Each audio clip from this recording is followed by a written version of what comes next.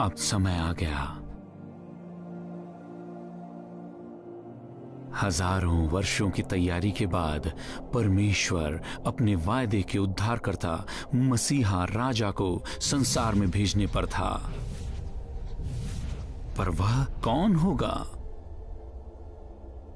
और वो कैसे आएगा?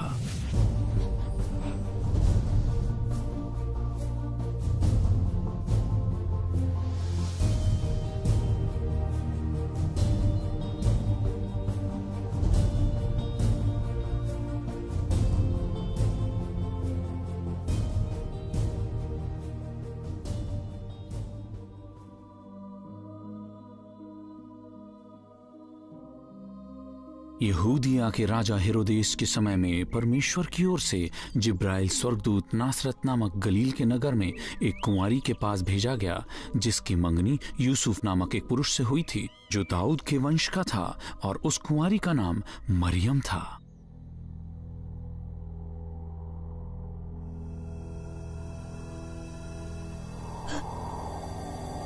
स्वर्गदूत ने उससे कहा, हे मरियम, भयभीत न हो, क्योंकि तुझ पर परमेश्वर का अनुग्रह हुआ है। देख, तू गर्भवती होगी और एक पुत्र जनेगी, और तू उसका नाम यीशु रखना। वह महान होगा और परम प्रधान का पुत्र कहलाएगा। प्रभु परमेश्वर उसके पिता दाऊद का सिंहासन उसको देगा।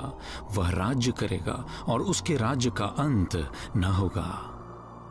मरियम ने स्वर्गदूत से कहा, ये कैसे हो सकता है, क्योंकि मैं तो कुंवारी ही हूं। स्वर्गदूत ने उससे कहा, पवित्र आत्मा तुझ पर उतरेगा और परम प्रधान की सामर्थ तुझ पर छाया करेगी। इस कारण वह पवित्र पुत्र जो उत्पन्न होगा परमेश्वर का पुत्र कहलाएगा। जिब्राइल ने यीशु को ईश्वर का पुत्र क्यों कहा? कुछ लोग सोचते हैं कि इसका मतलब यह है कि परमेश्वर की एक पत्नी थी और एक पुत्र पाकर वे पिता बने, लेकिन ऐसा मतलब नहीं है। यदि आप अफ्रीका महाद्वीप के हैं तो कुछ लोग आपको अफ्रीका का पुत्र कहेंगे। क्या इसका मतलब अफ्रीका ने विवाह किया और उसका एक बच्चा है? नहीं, उसका मतलब आप अफ्रीका से आए हैं। मसीह ईश्वर का पुत्र कहलाया क्योंकि वह परमेश्वर से आया था। वह आदम के पाप बाधित परिवार से आया था, लेकिन उसमें से उत्पन्न नहीं हुआ। वह वचन, आत्मा और परमेश्वर का पुत्र है। आदि में वचन था, वचन परमेश्वर के साथ था और वचन परमेश्वर था।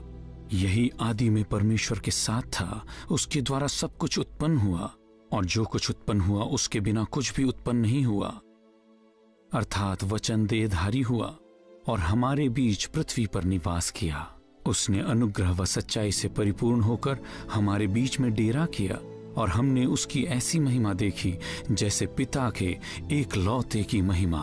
क्या आपको याद है कि जिस दिन आदम ने उस मना किए हुए फल को खाया था, परमेश्वर ने क्या वायदा किया था? परमेश्वर ने यह घोषणा की थी कि स्त्री की संतान सर्प के सिर को कुचलेगा।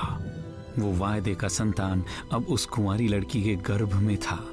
अब वह कैसे सर्प के सिर को कुचलेगा, यह देखना बाकी था।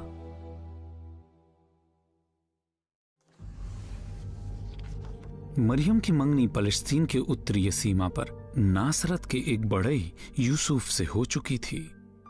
मरियम और यूसुफ दोनों ही ऐसे यहूदी थे जिनकी वंशावली राजा दाऊद से होते हुए अब्राहम तक ढूंढा जा सकता था।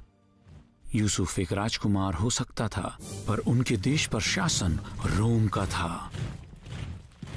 रोमी सैनिक उनके गलियों का पहरा देते थे। संदिग्ध विद्रोही यहूदियों को गिरफ्तार कर क्रूस पर चढ़ाया जाता था।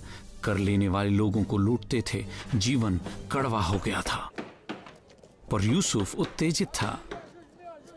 जल्द ही वह मरियम को अपनी पत्नी करने पर था। उसने मेहनत कर अपनी शादी के बाद रहने के लिए एक स्थान को तैयार किया। फिर एक दिन वह चौंका देने वाली खबर को सुनता है, मरियम गर्भवती है। आपको क्या लगता है यूसुफ को कैसे लगा होगा? ऐसा प्रकट हो रहा था जैसे मरियम ने विश्वासघात किया हो।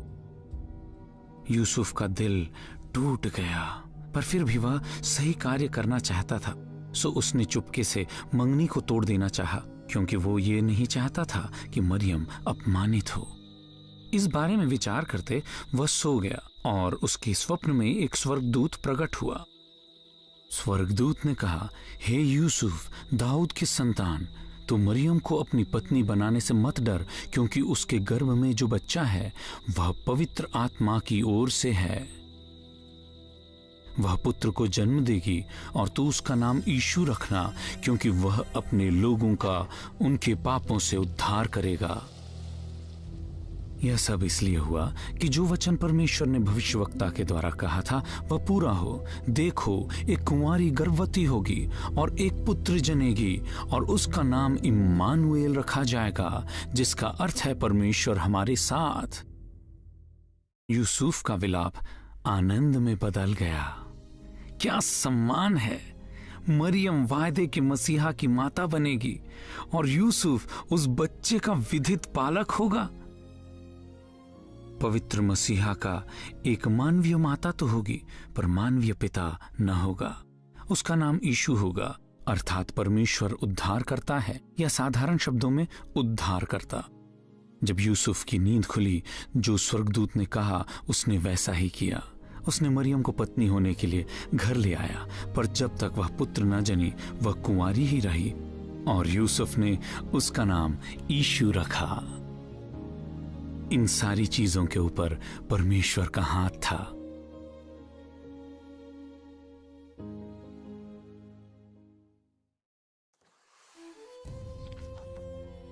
सात 700 साल पहले मीका भविष्यवक्ता ने यह भविष्यवाणी की थी कि दाऊद राजा के प्राचीन बैतलहम नगर में मसीहा राजा जन्मेगा। पर एक समस्या थी। मरियम और यूसुफ जो नासरत में रहते थे, 3 दिन उत्तर की ओर का सफर था। परमेश्वर का वचन कैसे पूरा होगा? सब बातें परमेश्वर के नियंत्रण में थी। जैसे जैसे मरियम का बच्चा जनने का समय पास आता गया, रोमी सम्राट अगस्तुस कैसर की ओर से राज आज्ञा निकली कि जनगणना के लिए सब अपने पुरखाओं के नगर की ओर नाम लिखवाने के लिए लौट जाएं। तब यूसुफ और पूर्ण गर्भवती मरियम ने नासरत से बैतलहम की ओर यात्रा की।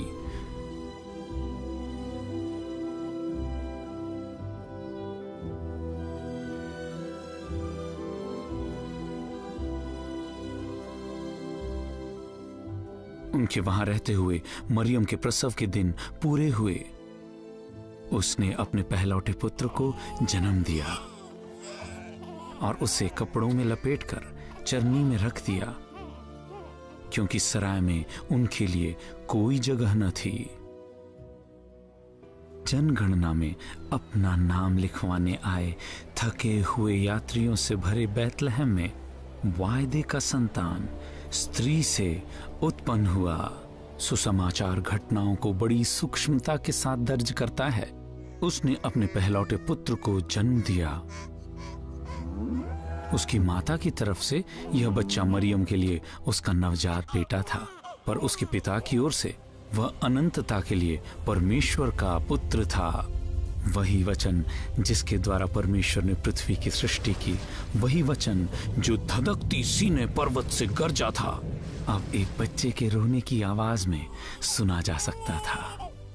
और वह कहां जन्मा था? एक राजा के राजमहल में नहीं, एक अस्पताल में भी नहीं, राह किनारे किसी सराय में भी नहीं। जहां एक भेड़ का बच्चा जन्म लेता है, स्वर्ग के राजा ने जन्म लिया। एक गौशाले में, जहां एक खाने की चरनी उसका बिस्तर बना। यह सब परमेश्वर की योजना में था। तुम हमारे प्रभु यीशु मसीह का अनुग्रह जानते हो कि वह धनी होकर भी तुम्हारे लिए कंगाल बन गया, ताकि उसके कंगाल हो जाने से तुम धनी हो जाओ। पर क्या परमेश्वर को अपने पुत्र के आगमन के सम्मान में कोई समारोह करना नहीं चाहिए था? उसने किया।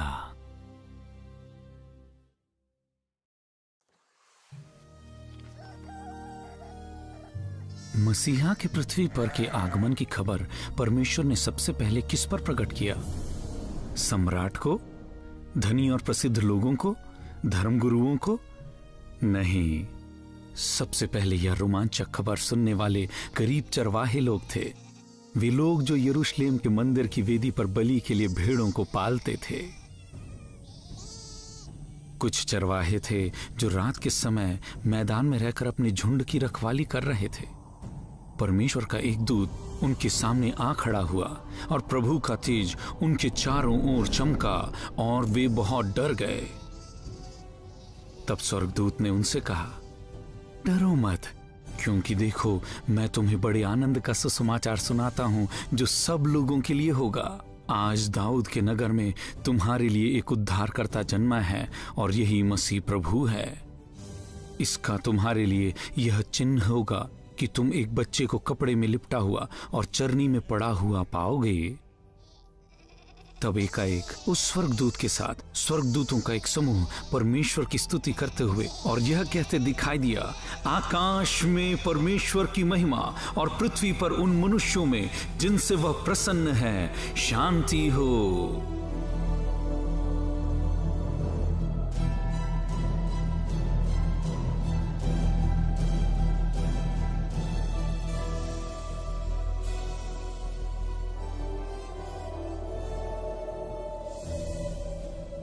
और ऐसा हुआ कि जब स्वर्गदूत उनके पास से स्वर्ग को चले गए तो चरवाहे आपस में कहने लगे, आओ हम सीधे बैतलहम जाकर इस बात को जो हुई है जिसे प्रभु ने हम पर प्रकट किया है देखें। वे शीघ्र जाकर मरियम और यूसुफ के पास पहुंचे और उन्होंने उस बच्चे को चरनी में लेटा हुआ पाया। यह देखकर उन्होंने वह बात प्रकट कर दी जो उस बच्चे के संबंध में उनसे कही गई थी, और सब लोगों ने उन बातों को सुनकर जो चरवाहों ने उनसे कही आश्चर्य किया। चरवाहों के पास कहने के लिए क्या ही गजब कहानी थी। उद्धारकर्ता जन्मा है, हमने उसे देखा है, हमने उसे छुआ है, स्वर्गदूत ने हमें बताया वही मसीह राजा है। स्वर्गदूतों के गीतों से आकाश भर गया, रात तो दिन के समान हो गया, मसीह आ गया, वह यहाँ है, वह यहाँ है। कुछ लोगों ने चरवाहे के संदेश पर विश्वास किया पर अधिकांश ने नहीं किया। आप विश्वास करें या न करें, वह राजा जिसके जन्मदिन ने विश्वास के इतिहास को 2 भागों में बांट दिया, मनुष्य जाति का हिस्सा बन चुका था। 8 दिन पूर्ण होने पर जब बालक के खतने का समय आया तो उसका नाम यीशु रखा गया, अर्थात वह नाम जो उसके गर्भ में आने से पहले स्वर्गदूत द्वारा दिया गया था।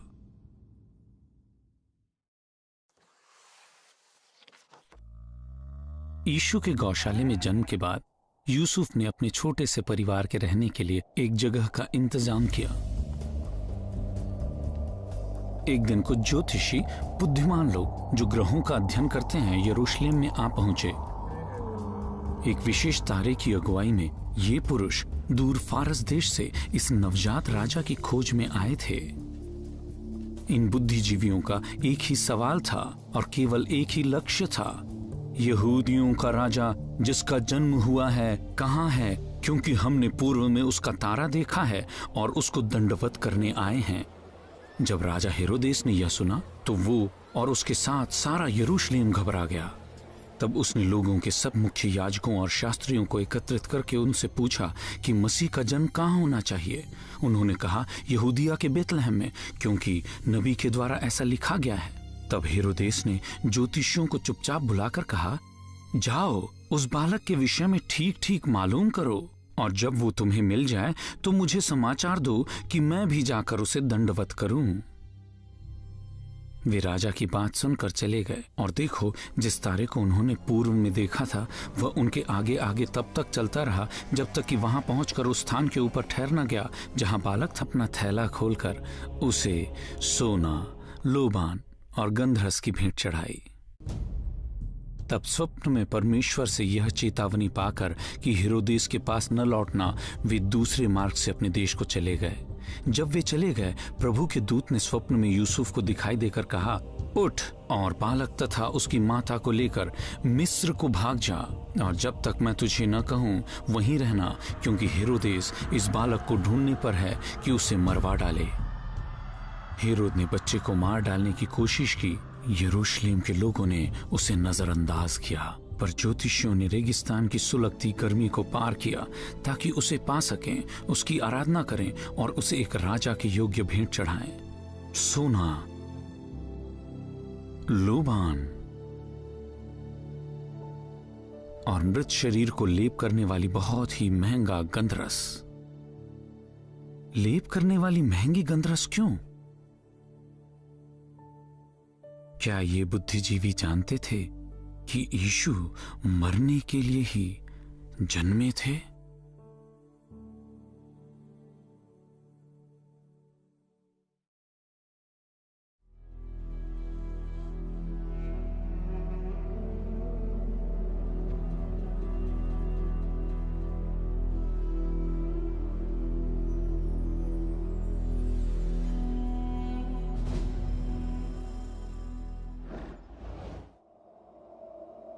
स्वर्गदूत से चेतावनी पाकर यूसुफ मरियम और बालक यीशु को लेकर मिस्र गया, जहां पर वे क्रूर राजा हेरोदेस के मरने तक शरणार्थियों के समान रहे।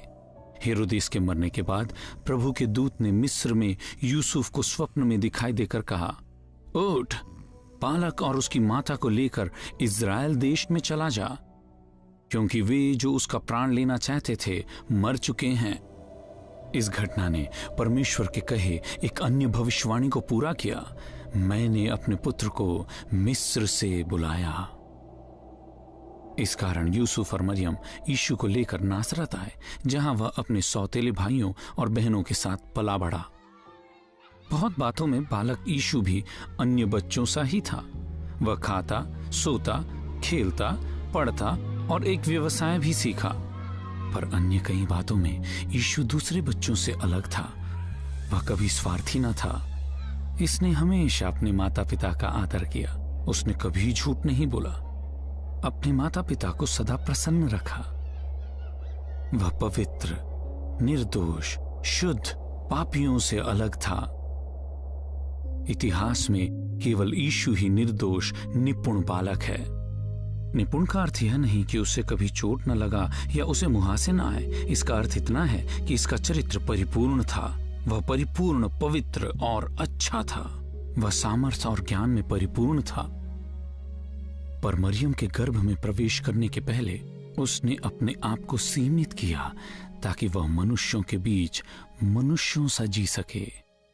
यीशु बुद्धि, डील-डॉल और परमेश्वर तथा मनुष्यों के अनुग्रह में बढ़ता गया। जब यीशु 12 वर्ष का था, अपने माता पिता के साथ यात्रा करके नासरत से वार्षिक बलि चढ़ाने के फसह का पर्व मनाने यरूशलेम को गया। जब उसके मित्र इस बड़े शहर में घूम रहे थे, यीशु ने मंदिर में समय बिताया। यीशु ने मंदिर के आंगन में शिक्षकों के साथ बैठकर उनकी बातें सुनकर, सवालों को पूछकर समय बिताया। और सब लोग जो उसकी सुन रहे थे, उसकी समझ और उसके उत्तरों को सुनकर दंग रह गए। मंदिर वह स्थान था जहां पर मेमनों को लोगों के पापों के लिए बलि चढ़ाकर होम किया जाता था। बालक यीशु उन बातों की समझ रखते थे जिन्हें विद्वान न समझ सके। वह अंतिम मेमने को बलि करने आया था।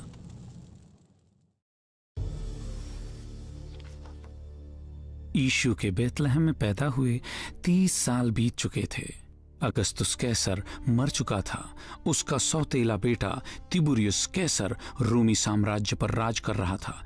हेरोद अंतिपास गलील में शासन कर रहा था। पोंतियुस पिलातुस यहूदिया का राज्यपाल था। एक नया भविष्यवक्ता फिलिस्तीन में प्रचार कर रहा था। उन दिनों में यूहन्ना बपतिस्मा देने वाला यहूदिया और जंगल में प्रचार करते हुए कहने लगा, मन फिराओ, क्योंकि परमेश्वर का राज्य निकट है।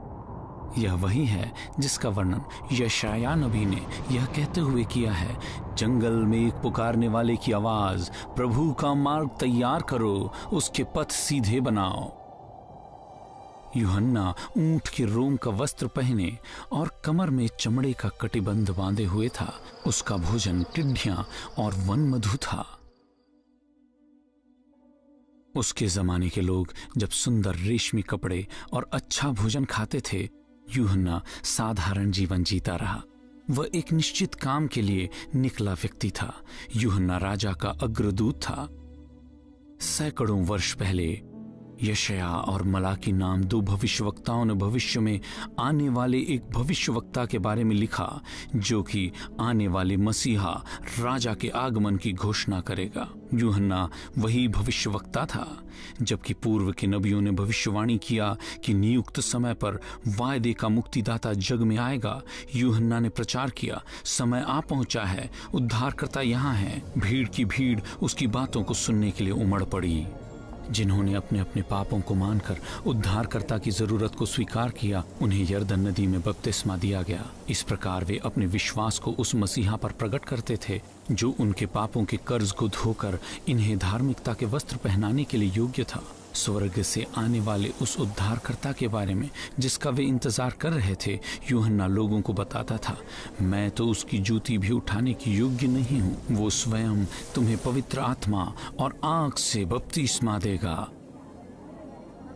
फिर एक दिन वो उद्धारकर्ता पहाड़ों से, भीड़ के बीच से वहां आया जहां यूहन्ना बपतिस्मा देता था। यूहन्ना ने यीशु की ओर इशारा करके कहा, देखो, परमेश्वर का यह मेमना जो संसार के पापों को उठा ले जाता है। यूहन्ना ने यीशु को परमेश्वर का मेमना करके क्यों कहा? यदि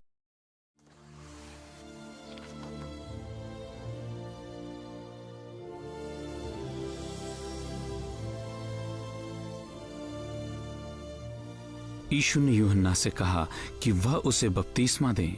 यूहन्ना ने आपत्ति दिखाया, क्योंकि मसीहा राजा को जो स्वर्ग से आया है, पश्चाताप करने की जरूरत नहीं। यीशु ने उत्तर दिया, इस समय ऐसा ही होने दो, क्योंकि हमारे लिए उचित है कि इस प्रकार सब धार्मिकता को पूर्ण करें।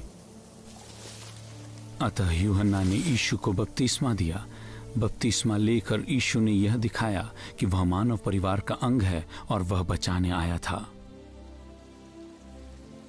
जैसे ही यीशु बपतिस्मा लेकर पानी से बाहर आया, और देखो, उसके लिए आकाश खुल गया और उसने परमेश्वर की आत्मा को कबूतर के समान उतरते और अपने ऊपर आते देखा। और देखो, यह आकाशवाणी हुई, यह मेरा प्रिय पुत्र है, जिससे मैं अत्यंत प्रसन्न हूं। सृष्टि के प्रथम दिन के समान परमेश्वर की जटिल एकता पुनः प्रकट हुआ।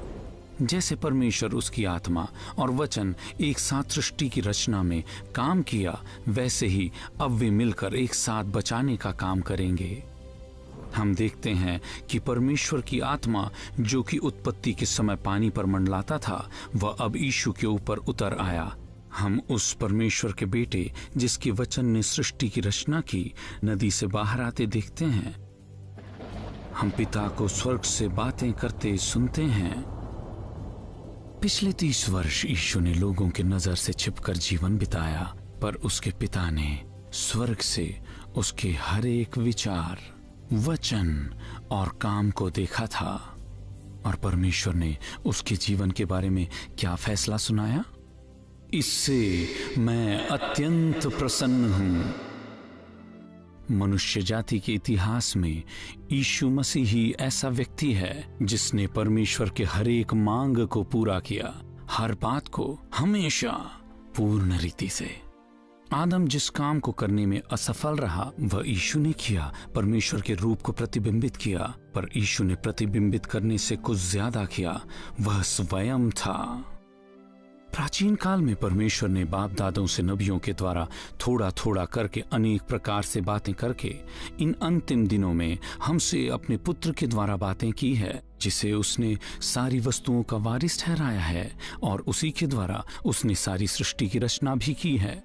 वह उसकी महिमा का प्रकाश और उसके तत्व का प्रतिरूप है, और सब वस्तुओं को अपनी सामर्थ के वचन के द्वारा संभालता है।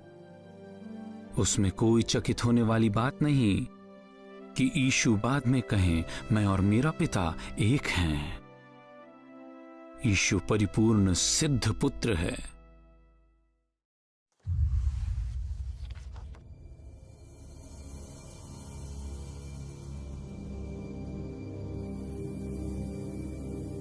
शैतान इस बात से खुश नहीं था कि उसके राज्य में यह सिद्ध पुरुष जी रहा है, पर शैतान के पास एक योजना थी। जैसे उसने प्रथम मनुष्य को पाप करने के लिए परीक्षा में डाला, वैसे ही इस मनुष्य से भी पाप करवाने की कोशिश करेगा। शैतान ने जैसे आदम को अपने नियंत्रण में ले आया था, वैसे ही यीशु को भी अपने वश में कर लेना चाहता था। यदि परमेश्वर का पुत्र पाप के प्रलोभन में आ जाता, तो फिर वह अपने लोगों को उनके पापों से बचाने से अयोग्य ठहरता। तब आत्मा यीशु को जंगल में ले गया ताकि शैतान द्वारा उसकी परीक्षा हो। जब वह 40 दिन और 40 रात उपवास कर चुका, तब उसे भूख लगी। तब परखने वाले ने पास आकर उससे कहा, यदि तू परमेश्वर का पुत्र है तो आज्ञा दे कि यह पत्थर रोटियां बन जाएं। यीशु भूखा था, पर उसने शैतान की बात न मानी। वह अपने पिता की इच्छा के बाहर काम नहीं करेंगे। वह अपनी असीम शक्ति को अपने मानवीय अभिलाषाओं को पूरी करने में उपयोग नहीं करेंगे। शैतान से लड़ने के लिए यीशु ने मूसा के तोरा से उद्धृत किया। यीशु ने कहा, ऐसा लिखा है, मनुष्य केवल रोटी से ही नहीं परंतु हर एक वचन से जो परमेश्वर के मुख से निकलता है जीवित रहेगा। अपनी घमंडी मूर्खता में शैतान ने उस पवित्र जन की फिर परीक्षा लेना चाहा।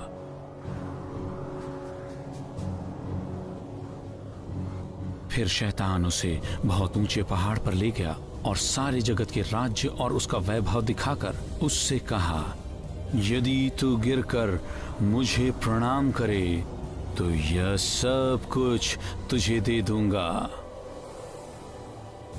जब आदम ने पाप किया, मनुष्य ने पृथ्वी पर राज्य करने के हक को खो दिया। शैतान ने पृथ्वी के राज्य को चुरा लिया और अपने आप को राजा बना लिया। अब महिमा का राजा राज्य को वापस लेने पृथ्वी पर आ चुका था, पर वह इस काम को जिसे नाश करने आया था उसे दंडवत करके नहीं करेगा। यीशु ने उससे कहा, हे शैतान, दूर हो जा, क्योंकि लिखा है, तू प्रभु अपने परमेश्वर को दंडवत कर और केवल उसी की उपासना करना। अंततः शैतान यीशु को छोड़कर चला गया। शैतान ने उसके समान किसी की परीक्षा न ली थी। एक मनुष्य जिसमें पाप करने की न कोई इच्छा न ही कोई क्षमता थी। यीशु आदम और उसके वंशजों से अलग था। प्रथम मनुष्य धरती से अर्थात मिट्टी का, दूसरा मनुष्य स्वर्गीय है। आदम पहला सिद्ध मनुष्य था, यीशु दूसरा सिद्ध मनुष्य था। जब शैतान ने आदम को पाप प्रलोभन में डाला, आदम हार गया और शैतान जीत गया। जब शैतान ने यीशु को पाप में गिराना चाहा, शैतान हार गया और यीशु जीत गया। प्रथम मनुष्य हमें शैतान, पाप और मृत्यु के राज्य में लेकर गया। दूसरा हमें उसमें से निकाल ले जाने आया था।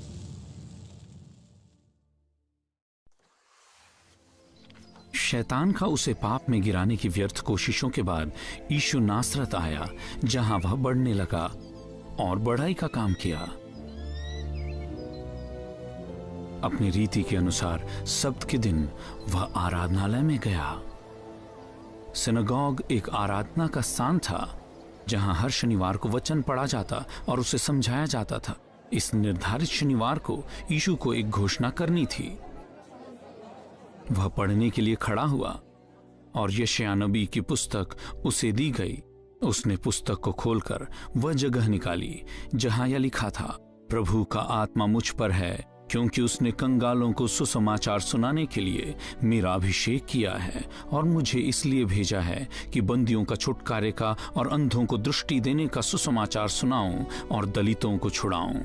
जिस भाग के वचन में से यीशु ने पढ़ा वह मसीहा राजा के बारे में प्राचीन भविष्यवाणी थी, जो प्रकट करेगा कि परमेश्वर कैसा है और पापियों को वह शैतान, पाप, मृत्यु और नरक से बचाएगा। तब यीशु ने पुस्तक बंद करके सेवक के हाथ में दे दी और बैठ गया। और आराधनालय में सबकी आंखें उस पर लगी थी और वह उनसे कहने लगा, आज यह लेख तुम्हारे सुनते पूरा हुआ है। यीशु के मसीह होने का और वह स्वर्ग से भविष्यवक्ताओं के लिखे वचनों को पूरा करने आया था, इस दावे का उसके पड़ोसियों ने कैसे प्रतिक्रिया दिया। जब आराधनालय के लोगों ने यह बातें सुनी, सब क्रोध से भर गए। उन्होंने उठकर उसे नगर से बाहर निकाल दिया और जिस पहाड़ी पर उसका नगर बसा था उसकी चोटी पर ले गए कि वहां से उसे नीचे फेंक दें। परंतु वह उनके बीच में से निकलकर चला गया। राज्य यीशु के हाथ था। आदम के पाप क्लेशित मरणहार वंशजों से भिन्न परमेश्वर का अभिषिक्त मसीहा राजा परिपूर्ण नियंत्रण में था। जब तक कि वह अनुमति न दे, कोई उसे छू भी नहीं सकता था, पर वह उन्हें छूता था।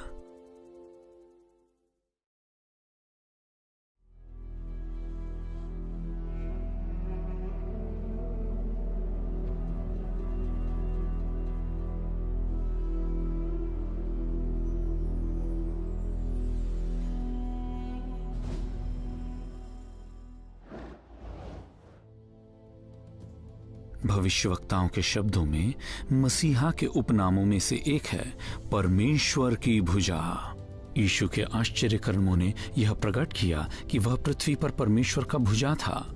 उसके हाथों के स्पर्श से, उसके मुंह के शब्दों से बीमार व मरने वाले तुरंत चंगे हो जाते थे। तब भीड़ पर भीड़ उसके पास आई। वे अपने साथ लंगड़े, लूले, अंधे, गूंगे और अन्य बहुतों को उसके पास लाए और उन्हें उसके पांव पर डाल दिया और उसने उन्हें चंगा किया। भविष्यवक्ताओं के वचन पूरे हो रहे थे कि अंधे देखते हैं और लंगड़े चलते हैं, कोढ़ी शुद्ध किए जाते हैं, बहरे सुनते हैं, मुर्दे जिलाए जाते हैं और कंगालों को सुसमाचार सुनाया जाता है। कोई भी बीमारी ऐसे नहीं थी जिसे यीशु ठीक न कर सके। एक कोढ़ी उसके पास आया, उससे विनती की और उसके सामने घुटने टेक कर उससे कहा, यदि तू चाहे तो मुझे शुद्ध कर सकता है। यीशु ने तरस खाकर हाथ बढ़ाया और उसे छूकर कहा, मैं चाहता हूं तू शुद्ध हो जा। जैसा ही उसने कहा, तुरंत उसका कोढ़ जाता रहा और वह शुद्ध हो गया। सूरज डूबते समय जिन जिन के यहां लोग नाना प्रकार की बीमारियों में पड़े थे, वे सब उन्हें उनके पास ले आए और उसने एक एक पर हाथ रखकर उन्हें चंगा किया। और दुष्ट आत्माएं भी चिल्लाती हुई बहुतों में से निकल गई कि तू परमेश्वर का पुत्र है। पर वह उन्हें डांटता और बोलने नहीं देता था, क्योंकि वे जानती थी कि वह मसीहा है।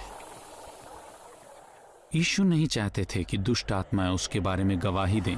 ये बुरे स्वर्गदूतों ने उसके अधिकार और सामर्थ को तब तक देखा था जब उसने आकाश और पृथ्वी को उनकी जगहों पर स्थिर किया था। उस दिन को याद करके वे कांप उठे जिस दिन उन्हें स्वर्ग से बाहर फेंक दिया था। और अब वह एक मनुष्य के रूप में धरती पर रह रहा था। उनके स्वामी का राज्य टुकड़े टुकड़े हो रहा था। महिमा के राजा ने उनके क्षेत्र पर आक्रमण कर दिया था। जहां भी यीशु गया वहां शैतान की ताकत कमजोर होने लगी। जहां भी यीशु गया वहां पाप का श्राप सिमट रहा था। चमत्कार दिखाने के साथ ही यीशु के पास एक संदेश था। उसने कहा, समय पूरा हुआ है और परमेश्वर का राज्य निकट आ गया है। मन फिराओ और सुसमाचार पर विश्वास करो।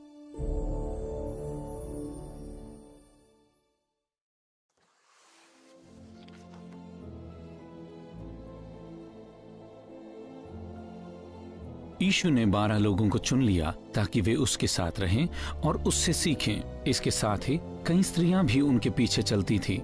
ये स्त्रियां यीशु और उसके चेलों को भोजन और धन देकर सहायता करती थीं। जो उस पर विश्वास करते थे उनके लिए उसके पास एक सरल बुलाहट थी, मेरे पीछे हो लो। परंतु उसकी यह बुलाहट कठिन भी थी।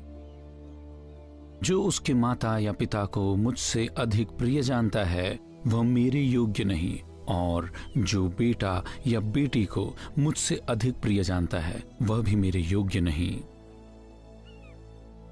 क्योंकि यीशु के कई चेले मछुआरे थे, इसलिए यीशु अपना अधिकांश समय गलील की झील के किनारे बिताता था। लोग आसपास से और दूर से भी उसके पास आते थे। एक बार फिर यीशु झील के किनारे शिक्षा देने लगे। किनारे पर इतनी भीड़ थी कि वह एक नाव पर चढ़ गया और उस पर बैठकर उन्हें उपदेश देने लगा। एक दिन उपदेश देने के बाद यीशु ने अपने चेलों से कहा, आओ झील के पार चलें। वह नाव में ही था।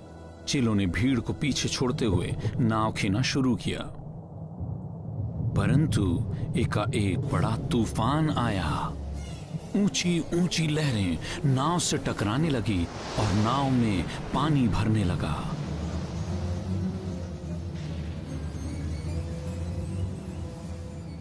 यीशु नाव के पिछले हिस्से में तकिया लगाए सो रहे थे। चेलों ने घबराकर उसे उठाया और चिल्लाकर कहा, गुरु, हम डूबे जा रहे हैं और तुझे कुछ भी चिंता नहीं। जब यीशु उठा, उसने आंधी को डांटा और लहरों से कहा, शांत हो जाओ, थम जाओ। अचानक आंधी थम गई और बड़ी शांति छा गई। फिर उसने उनसे पूछा, तुम क्यों डरे हुए हो?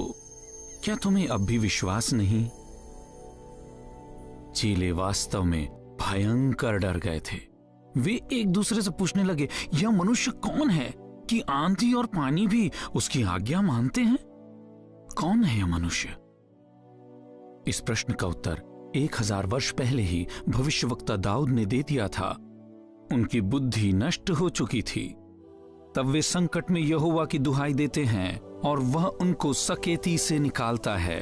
वह आंधी को शांत कर देता है और तरंगें बैठ जाती है। कौन आंधी और पानी को केवल बोलकर ही शांत कर सकता है? केवल वही शब्द जिसने उन्हें बनाया है।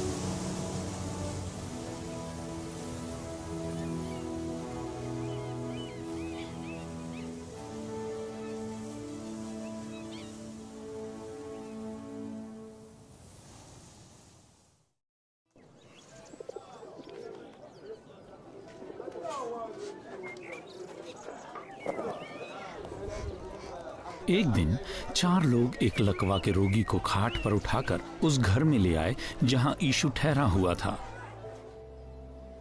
वे लोग अंदर घुसने की कोशिश करने लगे, परंतु वहां इतनी भीड़ थी कि वे अंदर ना जा सके। इसलिए जहां यीशु थे उसके ऊपर की छत उन्होंने खोल दी और छेद से लकवे के रोगी को खाट सहित यीशु के ठीक सामने उतार दिया। उनका विश्वास देखकर यीशु ने उस लकवे के रोगी से कहा, हे पुत्र, तेरे पाप क्षमा हुए। यीशु जानते थे कि उस आदमी की सबसे बड़ी जरूरत यह नहीं थी कि वह फिर से चले, बल्कि यह थी कि उसके पाप क्षमा हो। परंतु वहां बैठे हुए धर्म व्यवस्था के कुछ शिक्षक अपने मन में सोचने लगे, यह क्या कह रहा है? यह तो ईश्वर की निंदा कर रहा है। केवल परमेश्वर ही पाप क्षमा कर सकता है। यीशु ने तुरंत ही जान लिया कि वे क्या सोच रहे थे, इसलिए उसने उनसे पूछा, तुम अपने अपने मन में क्या सोच रहे हो? सरल क्या है? क्या लकवे के रोगी से यह कहना कि तेरे पाप क्षमा हुए, या यह कहना कि अपनी खाट उठाकर चल फिर? अब मैं यह सिद्ध करूंगा कि मनुष्य के पुत्र को धरती पर पाप क्षमा करने का अधिकार है।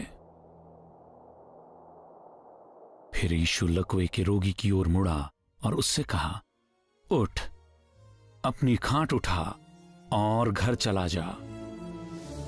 और वह आदमी उछलकर खड़ा हो गया, अपना बिस्तर समेटा और अचंभित खड़े लोगों के बीच से होकर बाहर निकल गया। सब चकित हुए और परमेश्वर की बड़ाई करके कहने लगे, हमने ऐसा कभी नहीं देखा। धर्म व्यवस्था के शिक्षक अपने धर्म एवं अहंकार से अंधे हो चुके थे। उनके विचार कुछ ऐसे थे, यीशु, तुम ईश्वर की निंदा करने वाले हो, तुम परमेश्वर का अपमान कर रहे हो, क्योंकि तुम पाप क्षमा करने का दावा करते हो, जबकि केवल परमेश्वर ही ऐसा कर सकता है। उनकी यह सोच सही थी कि केवल परमेश्वर ही पाप क्षमा कर सकता है, परंतु यीशु के बारे में उनकी सोच गलत थी। आपके हिसाब से यीशु कौन है? क्या आपको उसका नाम का अर्थ याद है? उसका नाम का अर्थ है प्रभु उद्धार करता है। इज़राइल देश के एक नगर में जहां यीशु ने शिक्षा दी थी, लोग इस निष्कर्ष पर पहुंचे थे, अब हमने यही सुन लिया और जानते हैं कि यही सचमुच में जगत का उद्धार करता है।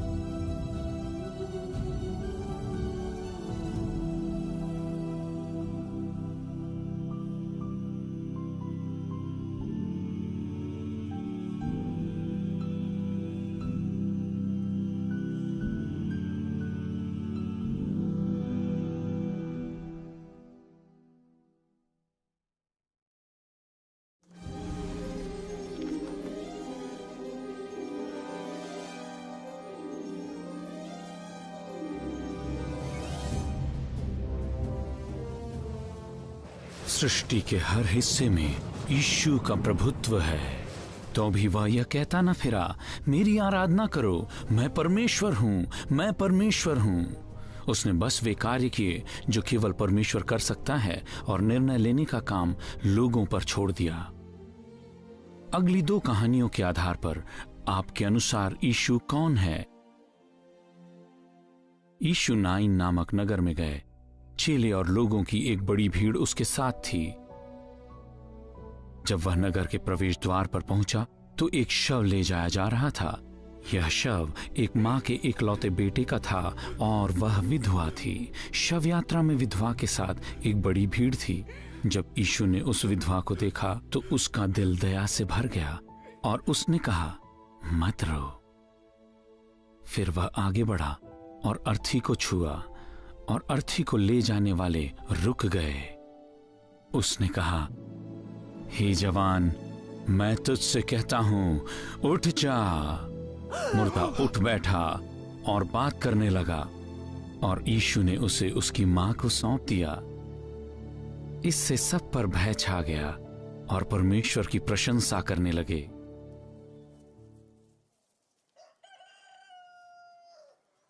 फिर एक बार यीशु मार्था और मरियम नामक दो बहनों से मिलने गए।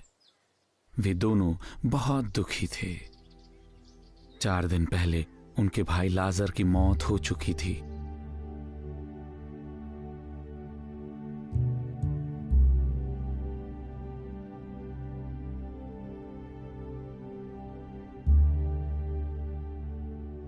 प्रभु, मार्था ने यीशु से कहा, यदि आप यहां होते तो मेरा भाई न मरता। यीशु ने उससे कहा, पुनरुत्थान और जीवन मैं ही हूं। जो कोई मुझ पर विश्वास करता है वह यदि मर भी जाए तो भी जिएगा, और जो कोई जीवता है और मुझ पर विश्वास करता है वह अनंत काल तक न मरेगा। क्या तू इस बात पर विश्वास करती है? उसने कहा, हाँ प्रभु, मैं विश्वास करती हूं कि परमेश्वर का पुत्र मसीह जो जगत में आने वाला था वह तू ही है। यीशु कब्र पर आए। वह एक गुफा थी और उसके द्वार पर एक पत्थर रखा था। उसने कहा, पत्थर हटाओ। मृतक की बहन मार्था ने कहा, परंतु प्रभु, उसमें से अब तो दुर्गंध आती होगी, क्योंकि उसे मरे 4 दिन हो गए हैं। तब यीशु ने कहा, क्या मैंने तुझसे नहीं कहा था कि यदि तू विश्वास करेगी तो परमेश्वर की महिमा को देखेगी? तब उन्होंने उस पत्थर को हटाया।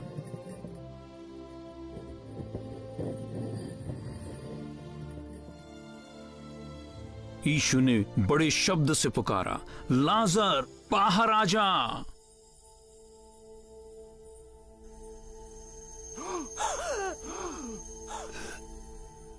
और जो मर गया था वह बाहर निकल आया। उसके हाथ और पैर कपड़े से लिपटे हुए थे। यीशु ने उनसे कहा, उसे खोलकर जाने दो।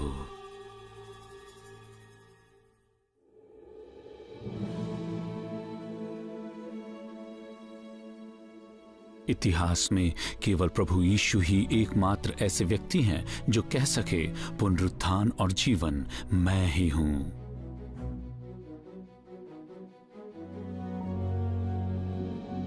उसके कामों ने सिद्ध किया कि उसके दावे सत्य थे।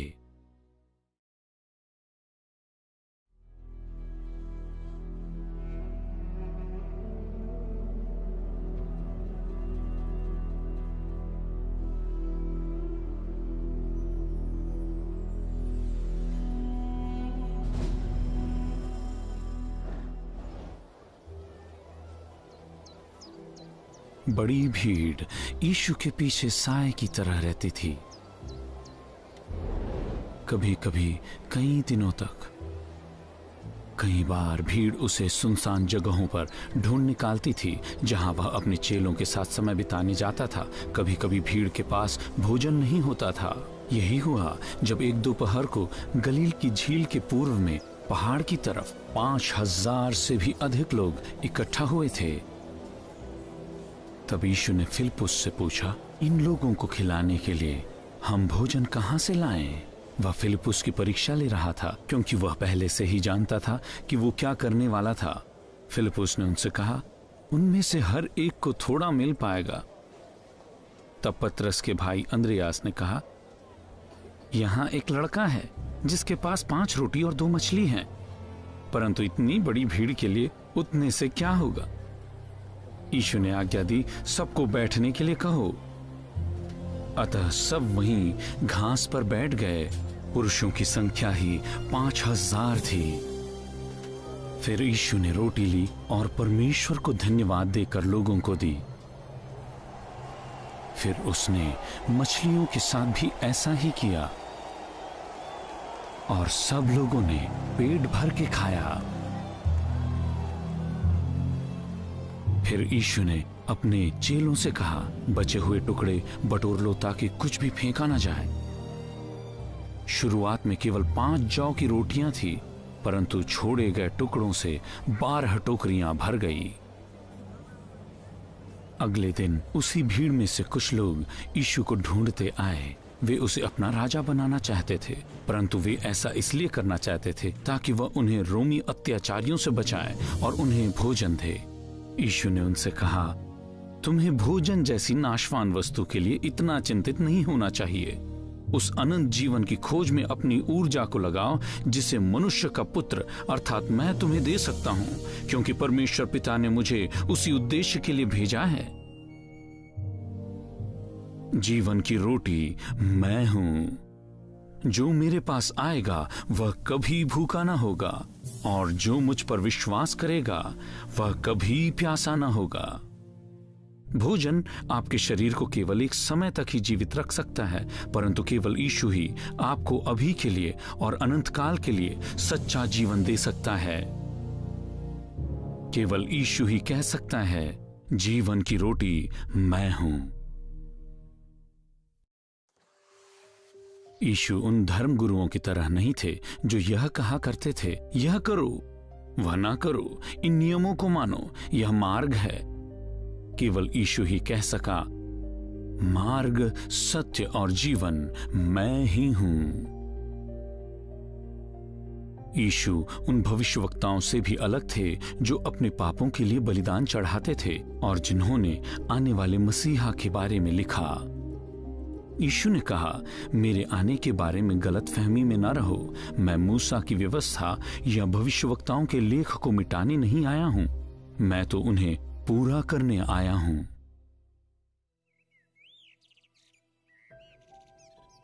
यीशु मसीह अक्सर अपने चेलों को यह सिखाते थे कि अपने राजा के चरित्र और महिमा को प्रकट करने के लिए स्वर्ग के राज्य के नागरिकों को कैसे जीना चाहिए। तुम सुन चुके हो कि कहा गया था, अपने पड़ोसी से प्रेम रख और बैरी से बैर, परंतु मैं तुमसे कहता हूं, अपने बैरियों से प्रेम रखो और अपने सताने वालों के लिए प्रार्थना करो। जब तू प्रार्थना करे तो ढोंगियों के समान न हो, क्योंकि उन्हें लोगों को दिखाने के लिए प्रार्थना करना अच्छा लगता है, परंतु जब तू प्रार्थना करे तब अपने कमरे में जा, द्वार बंद कर और अपने पिता से जो अदृश्य है प्रार्थना कर। तुम इस रीति से प्रार्थना करना, हे हमारे पिता, तू जो स्वर्ग में है, तेरा नाम पवित्र माना जाए, तेरा राज्य आए, तेरी इच्छा जैसे स्वर्ग में पूरी होती है वैसे पृथ्वी पर भी हो। हमारी दिन भर की रोटी आज हमें दे। चिंता करके ये ना कहना, हम क्या खाएंगे या क्या पिएंगे या क्या पहनेंगे, क्योंकि अन्य जाति इन सब चीजों के पीछे भागते हैं और तुम्हारा स्वर्गीय पिता जानता है कि तुम्हें उनकी आवश्यकता है। परंतु पहले तुम उसके राज्य और धार्मिकता की खोज में लगे रहो और ये सब वस्तुएं भी तुम्हें मिल जाएंगी। झूठे भविष्यवक्ता से सावधान रहो। वे तुम्हारे पास भेड़ की खाल ओढ़े आते हैं, परंतु अंदर से वे फाड़ने वाले भेड़िए हैं। जो कोई मेरे इन वचनों को सुनकर मानता है वह उस बुद्धिमान व्यक्ति के समान है जिसने अपना घर चट्टान पर बनाया। बारिश आई, बाढ़ें आई और आंधियां चली और उस घर को टक्कर लगी,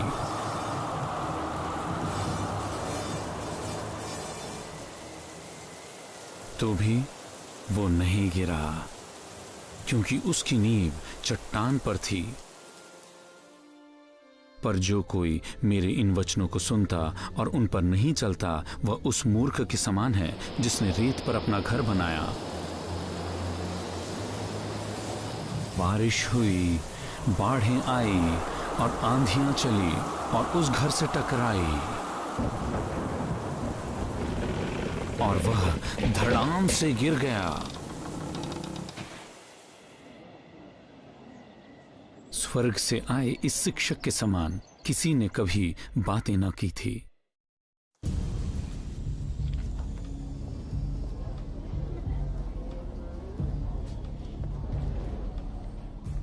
यहूदियों के शिक्षक और याजक भीड़ को यीशु की सुनते देखकर खुश न थे।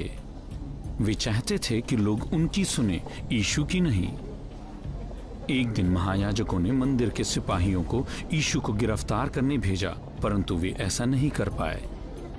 जब वे लौटे तो याजकों ने पूछा, तुम उसे पकड़कर क्यों नहीं लाए? सिपाहियों ने उत्तर दिया, इस मनुष्य के समान किसी ने कभी बातें नहीं की। भविष्यवक्ताओं ने भी यीशु की तरह बातें नहीं की। भविष्यवक्ता अंधेरे संसार में टिमटिमाते दीपक के समान थे, परंतु मसीह धार्मिकता का सूर्य था। सूर्य उदय होने के बाद दीपक की जरूरत किसे होती है? यीशु ने कहा, जगत की ज्योति मैं हूं। जो कोई मेरे पीछे हो लेगा वह अंधकार में न चलेगा, परंतु जीवन की ज्योति पाएगा। यीशु वो वचन है जिसने आरंभ में कहा था, उजियाला हो। वही भौतिक व आत्मिक ज्योति का मौलिक स्रोत है। जब समय आ पहुंचा कि मसीह अपने मिशन को पूरा करे, तो वह अपने 3 चेलों पतरस, याकूब और यूहन्ना को लेकर ऊंचे पहाड़ पर चढ़ गया। वहां उनके सामने उसका रूप बदल गया।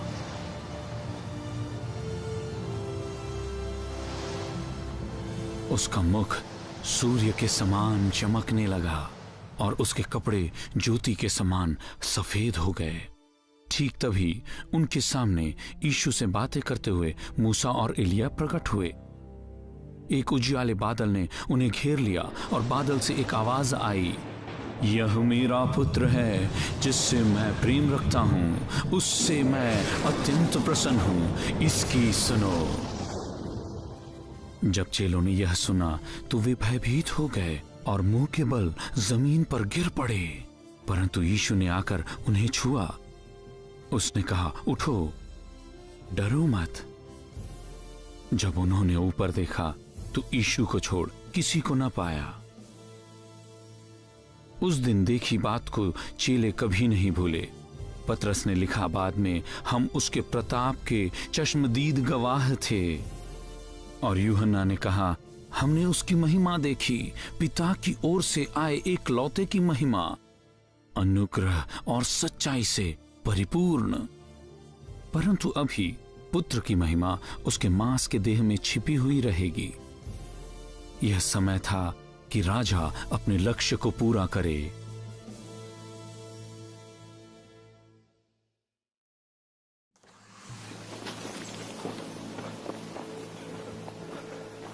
तीन वर्ष तक प्रभु यीशु फलस्तीन देश में घूमता रहा, भलाई करते हुए उन सबको चंगा करते हुए जो शैतान के सताए हुए थे। आम जनता उससे प्यार करती थी, परंतु यरूशलेम के धार्मिक अगुए उसे मारने की योजना बना रहे थे और यीशु यह जानते थे। अब ऐसा हुआ कि जब यीशु के स्वर्ग में उठा लिए जाने का समय आया तो वह यरूशलेम जाने का निश्चय कर चल पड़ा। यदि आपको यह मालूम हो कि एक दूर शहर में दुष्ट लोगों का एक झुंड आपको पकड़ने, यातना देने और मार डालने की योजना बना रहे हैं, तो क्या आप वहां जाएंगे? यीशु ने यही किया। उस समय से यीशु अपने चेलों को यह बताने लगे कि अवश्य है कि वह यरूशलेम को जाए और प्राचीनों, प्रधान याजकों और व्यवस्थापकों के हाथों बहुत दुख उठाए और मारा जाए और तीसरे दिन जी उठे। चेले इस प्रकार के किसी राजा के इंतजार में नहीं थे। एक क्रूसित मसीहा निश्चित रूप से परमेश्वर अपने चुने हुए जन को ऐसी पीड़ा और लज्जा नहीं सहने देगा। इसलिए पतरस ने यीशु से कहा, कदापि नहीं प्रभु, तेरे साथ ऐसा कभी न होगा। यीशु ने मुड़कर पतरस से कहा, हे शैतान, मेरे सामने से दूर हो, तू मेरे लिए ठोकर का कारण है, क्योंकि तू परमेश्वर की बातों पर नहीं परंतु मनुष्यों की बातों पर मन लगाता है। चेले एक ऐसे राजा मसीहा को चाहते थे जो विदेशी रोमी शासकों को नाश करे और यरूशलेम में एक नए राज्य की स्थापना करे। यात्रा करते समय भी चेले इस बात पर बहस कर रहे थे कि परमेश्वर के राज्य में उच्चतम पद किसे मिलेगा। तब यीशु ने अपने चेलों से कहा, जो कोई तुम में बड़ा होना चाहे वह तुम्हारा सेवक बने, जैसे कि मनुष्य का पुत्र इसलिए नहीं आया कि उसकी सेवा टहल की जाए, परंतु इसलिए कि आप सेवा टहल करे और बहुतों की छुड़ौती के लिए अपना प्राण दे। पृथ्वी पर अपने प्रथम आगमन के समय मसीहा राजनैतिक साम्राज्य जीतने और सिंहासन पर बैठकर राज्य करने नहीं आया था। वह शैतान पर विजय पाने और मानव हृदयों पर राज्य करने आया था। इसलिए यीशु ने सिखाया, परमेश्वर का राज्य तुम में है। परंतु इससे पहले कि स्वर्ग से आया राजा हृदयों में राज्य करे और उसके बाद पूरी दुनिया पर राज्य करे, संसार के पापों का ऋण चुकाया जाना था और मृत्यु को पराजित करना था। यही उसका लक्ष्य था।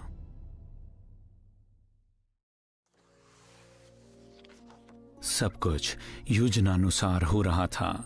जब प्रभु यरूशलेम के समीप पहुंचे तो उसने अपने 2 चेलों को अपने आगे भेजा। उसने उनसे कहा, सामने के गांव में जाओ और उसमें प्रवेश करते ही एक गदही का बच्चा जिस पर कभी कोई सवार नहीं हुआ बंधा हुआ मिलेगा, उसे खोल कर ले आओ। यदि कोई तुमसे पूछे कि क्यों खोलते हो, तो ये कह देना कि प्रभु को इसकी जरूरत है। जब वे गए तो जैसा उसने उनसे कहा था वैसा ही पाया। और हाँ, जब वे उसे खोल रहे थे तो उसके मालिकों ने उनसे पूछा, इस बच्चे को क्यों खोलते हो? और चेलों ने बस इतना कहा, प्रभु को इसकी जरूरत है। फिर वे गधी के बच्चे को यीशु के पास लाए, उस पर अपने कपड़े बिछाकर यीशु को उस पर बिठा दिया। जब यीशु मार्ग से होकर जा रहा था तो भीड़ उसके सामने मार्ग में अपने कपड़े बिछा रही थी। जब वह जैतून पहाड़ की ढलान पर पहुंचा तो चेलों की सारी मंडली उन सब अद्भुत आश्चर्य कर्मों के कारण जो उन्होंने देखे थे परमेश्वर की स्तुति करते, जय जयकार करते गाने लगे, धन्य है वो राजा जो प्रभु के नाम से आता है, स्वर्ग में शांति और आकाश मंडल में महिमा हो। परंतु भीड़ में से कुछ फरीसियों ने कहा, हे गुरु, अपने चेलों को ऐसा कहने से मना कर। उसने उत्तर दिया, यदि ये चुप रहे तो पत्थर चिल्ला उठेंगे। क्या ही अलग एक राजा मसीहा ने राजधानी में तुरही की आवाजों और सामर्थी सेना के हलचल से हंगामा खड़ा न किया। वह किसी शानदार जंगी घोड़े पर सवार होकर नहीं आया, वह एक साधारण गधे पर सवार हुआ, बिना साधे हुए गधी के एक बच्चे पर जिसने संभवतः बेतरतीब उछलते हुए लात भी मारी होगी, एक पशु जिसके पीठ और कांधे पर क्रूस का एक विशेष निशान होगा। और सर्वाधिक महत्वपूर्ण यह बात है कि यही एकमात्र पशु था जो जकरिया भविष्यवक्ता द्वारा 500 वर्ष पूर्व लिखे भविष्यवाणी को पूरा कर सकता था। हे यरूशलेम, जय जयकार कर, क्योंकि तेरा राजा तेरे पास आएगा। वह धर्मी है और उसके पास उद्धार है। वह दीन है और गधे पर वरन गधी के बच्चे पर चढ़ा हुआ आएगा। राजा मसीहा ने किसी सामर्थी जंगी घोड़े पर सवारी करते हुए यरूशलेम में प्रवेश क्यों नहीं किया? क्योंकि वह लोगों को उनके रोमी सताने वालों से बचाने नहीं आया था। वो अपने लोगों को उनके पापों से बचाने आया था।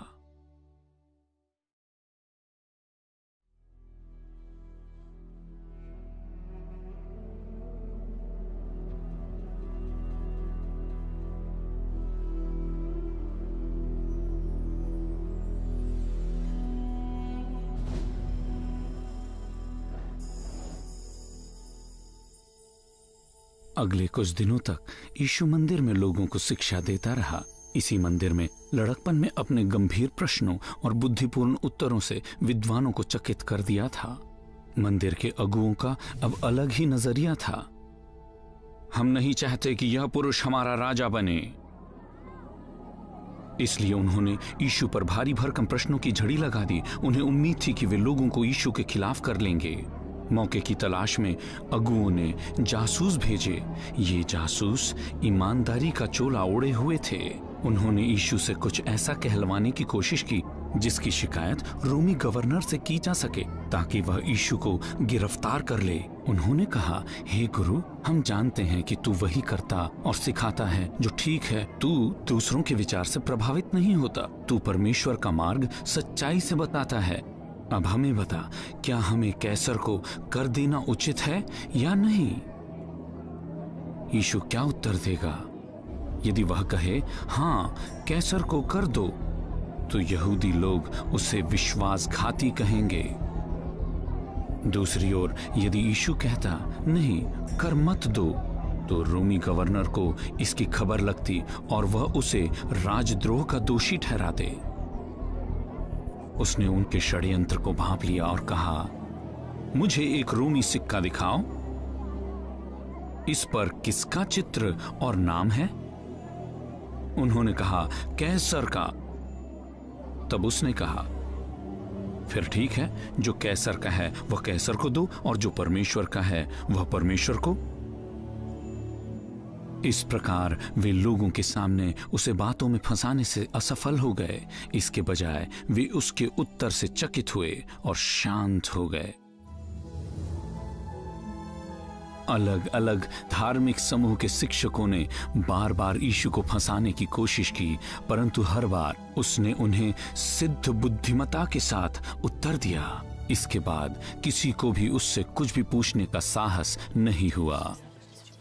लज्जित होकर वे लोग प्रधान याजकों के पास यह षड्यंत्र रचने के लिए चले गए कि यीशु को कैसे गिरफ्तार करें और मार डालें। क्या भयंकर अंधापन! ये याजक मंदिर की वेदी पर बलिदानों को चढ़ाने के लिए उत्तरदायी थे और उन्हें यह मालूम ही नहीं था कि जिस व्यक्ति को वो मार डालना चाहते थे, यही वह व्यक्ति है जो उन बलिदानों में चित्रित है। परमेश्वर की गुप्त योजना अब पूरी होने वाली थी।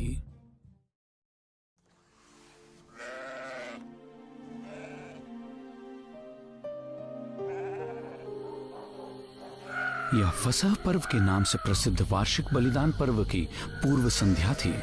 अगले दिन हजारों की संख्या में मेमने बलिदान किए जाएंगे। यद्यपि यीशु जानते थे कि अगले दिन वह भी मार डाला जाएगा, तो भी उसने उस रात अपने चेलों के साथ अंतिम भोज किया। भोजन के दौरान उसने रोटी ली, आशीष दिया, उसे तोड़ी और उन्हें खाने के लिए दी। उसने उन्हें दाखरस भी दिया। उसने उनसे कहा कि तोड़ी हुई रोटी उन्हें उसकी देह की याद दिलाएगी और लाल दाखरस उस लहू की याद दिलाएगी जो पाप क्षमा के लिए नई वाचा लाने हेतु बहाया जाएगा। मध्यरात्रि के समय वह अपने चेलों को गत्समनी नामक बगीचे में ले गया। वहां अपने ऊपर आने वाले भयंकर दुखों को देखते हुए उसने अपने पिता से प्रार्थना की। फिर वहां, जैसा किसी ने उन्हें खबर दिया हो, हथियारबंद लोगों की एक भीड़ के साथ धार्मिक अगुए आ पहुंचे। यीशु ने उनसे कहा, क्या मैं कोई खतरनाक क्रांतिकारी हूं कि तुम मुझे तलवार और लाठियां लेकर पकड़ने आए हो? तुमने मुझे मंदिर में क्यों नहीं पकड़ा? मैं वहां रोज शिक्षा देता था। परंतु ऐसा सब भविष्यवक्ताओं के वचनों को पूरा करने के लिए हो रहा था, जैसा कि पवित्र शास्त्र में लिखा हुआ था। तब सब चेले उसे छोड़कर भाग गए। यीशु ने यह होने दिया कि वे उसे बांधकर महायाजक के घर ले जाएं, जहां यहूदी अधिकारी इकट्ठे थे। वहां कई लोगों ने यीशु के बारे में झूठी गवाही दी। तब महायाजक खड़ा हुआ और उसने यीशु से पूछा, क्या तू कुछ उत्तर नहीं देगा? ये लोग तेरे विषय क्या गवाही दे रहे हैं? परंतु यीशु शांत रहे और कुछ उत्तर न दिया। महायाजक ने फिर से पूछा, क्या तुम परम स्तुत्य के पुत्र मसीह हो? यीशु ने कहा, मैं हूं। और तुम मनुष्य के पुत्र को सर्वशक्तिमान के दाहिनी ओर बैठे और आकाश के बादलों पर आते देखोगे। इस पर महायाजक ने अपने वस्त्र फाड़े और कहा, हमें और गवाहों की क्या जरूरत है? तुमने ईश निंदा सुन ली है, तुम क्या सोचते हो?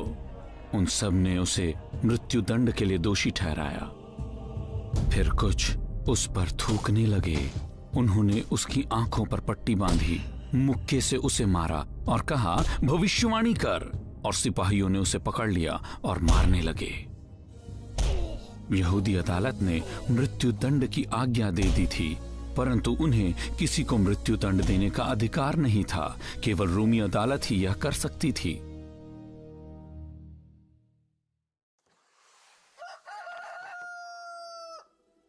बड़े भोर के समय ही धार्मिक अगुवे और एक बड़ी भीड़ यीशु को महायाजक के घर से यरूशलेम की सड़कों से ले जाते हुए रोमी गवर्नर पुन्तियुस पिलातुस के महल को ले गई। धार्मिक अगुवे चाहते थे कि पिलातुस यीशु को मृत्यु दंड दे। उन्होंने तुरंत ही अपना पक्ष रखना आरंभ किया। ये पुरुष हमारे लोगों को यह कहते हुए नाश की ओर ले जा रहा है कि रोमी सरकार को कर मत दो, और यह दावा भी यह पुरुष करता है कि यह मसीहा है, एक राजा। यीशु से पूछताछ करने के बाद पिलातुस याजकों और भीड़ की तरफ मुड़ा और कहा, मैं इस मनुष्य में कोई दोष नहीं पाता। यदि वह अपराधी ना होता, उन्होंने उत्तर दिया, तो हम उसे तेरे पास ना लाते। तब पिलातुस वापस महल के अंदर गया। उसने यीशु को बुलाया और पूछा, क्या तू यहूदियों का राजा है? तूने क्या किया है? यीशु ने कहा, मेरा राज्य इस संसार का नहीं है। यदि ऐसा होता तो मेरे सेवक यहूदियों के हाथों मेरी गिरफ्तारी रोकने के लिए लड़ते, परंतु मेरा राज्य कहीं और का है। पिलातुस ने कहा, फिर तो तू एक राजा है। यीशु ने उत्तर दिया, तू यह ठीक कहता है कि मैं राजा हूं। वास्तव में मैं इसीलिए जन्मा हूं और इसलिए इस संसार में आया हूं कि सत्य की गवाही दूं। जो भी सत्य की ओर है वह मेरी सुनता है। पिलातुस ने पूछा, सत्य क्या है? इसके बाद वह फिर यहूदियों के पास बाहर निकल गया और कहा, मैं उसके विरुद्ध दोष लगाने का कोई आधार नहीं पाता। परंतु भीड़ चिल्लाती रही, उसे क्रूस पर चढ़ाओ, उसे क्रूस पर चढ़ाओ। उसने तीसरी बार उनसे पूछा, क्यों? उस मनुष्य ने क्या अपराध किया है? मैं इसमें मृत्यु दंड का कोई आधार नहीं पाता, इसलिए मैं इसे पिटवाऊंगा और फिर छोड़ दूंगा। परंतु शोर मचाते हुए वे लगातार मांग करते रहे कि उसे क्रूस पर चढ़ाया जाए, और उनका चिल्लाना सफल हुआ। पिलातुस जानता था कि यीशु निर्दोष था, परंतु क्योंकि वह धार्मिक अगुओं और उनके साथ की भीड़ से डरता था, इसलिए उसने यीशु को मृत्यु दंड की आज्ञा दी।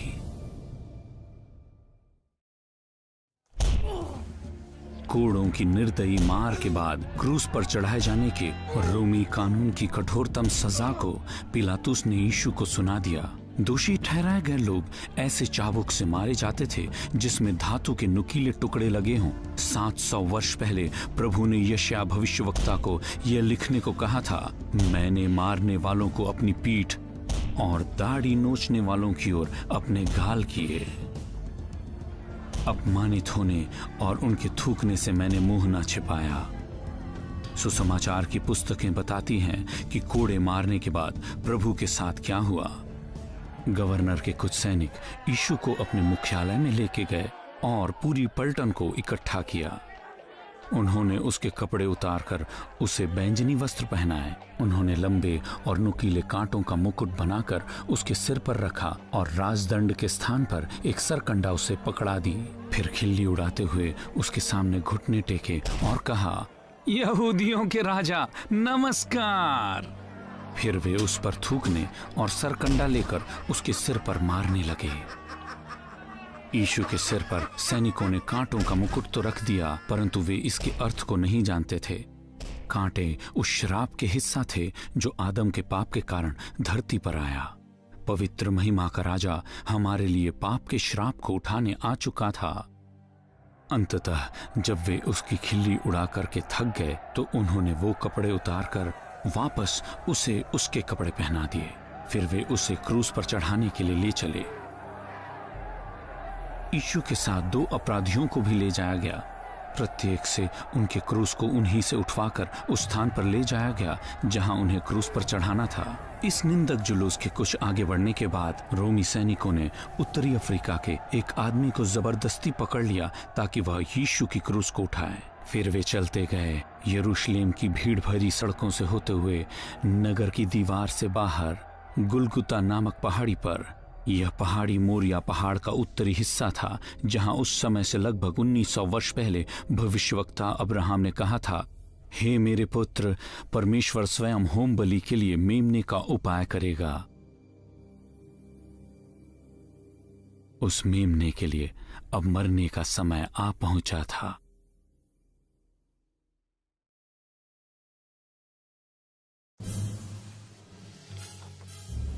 क्रूस पर चढ़ाया जाना सभी प्रकार के मृत्यु दंड से सर्वाधिक भयंकर है।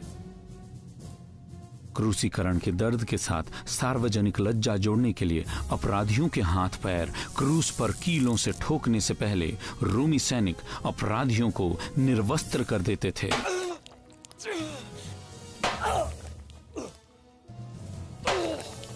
जब वे खोपड़ी नामक स्थान पर पहुंचे तो वहां पर यीशु को क्रूस पर चढ़ाए अपराधियों के साथ एक दाईं ओर और दूसरा बाईं ओर। यीशु ने कहा, हे पिता, इन्हें क्षमा कर, क्योंकि ये नहीं जानते कि ये क्या कर रहे हैं। और उन्होंने चिट्ठी डालकर उसके कपड़े बांट लिए। लोग खड़े हुए देख रहे थे और यहूदी अधिकारी भी उसे ठट्टों में उड़ा रहे थे। वे कहते थे, उसने औरों को बचाया, यदि वह परमेश्वर का चुना हुआ मसीह है तो अपने आप को बचाए। यदि यीशु अपने आप को बचाते तो हमें ना बचा पाते। भीड़ को यह अंदाजा भी नहीं था कि वे उस बात को पूरा कर रहे थे जो प्रभु ने भविष्यवक्ता दाऊद के द्वारा कही थी, वे मेरे हाथ और पैर छेदते हैं, वे मुझे देखते और निहारते हैं। वे मेरे वस्त्र आपस में बांटते हैं, वे सब जो मुझे देखते हैं मेरा ठट्टा करते हैं। वे सिर हिलाते हुए मेरी निंदा कर कहते हैं, प्रभु उसको छुड़ाए, प्रभु उसको उबारे, क्योंकि वह उससे प्रसन्न है।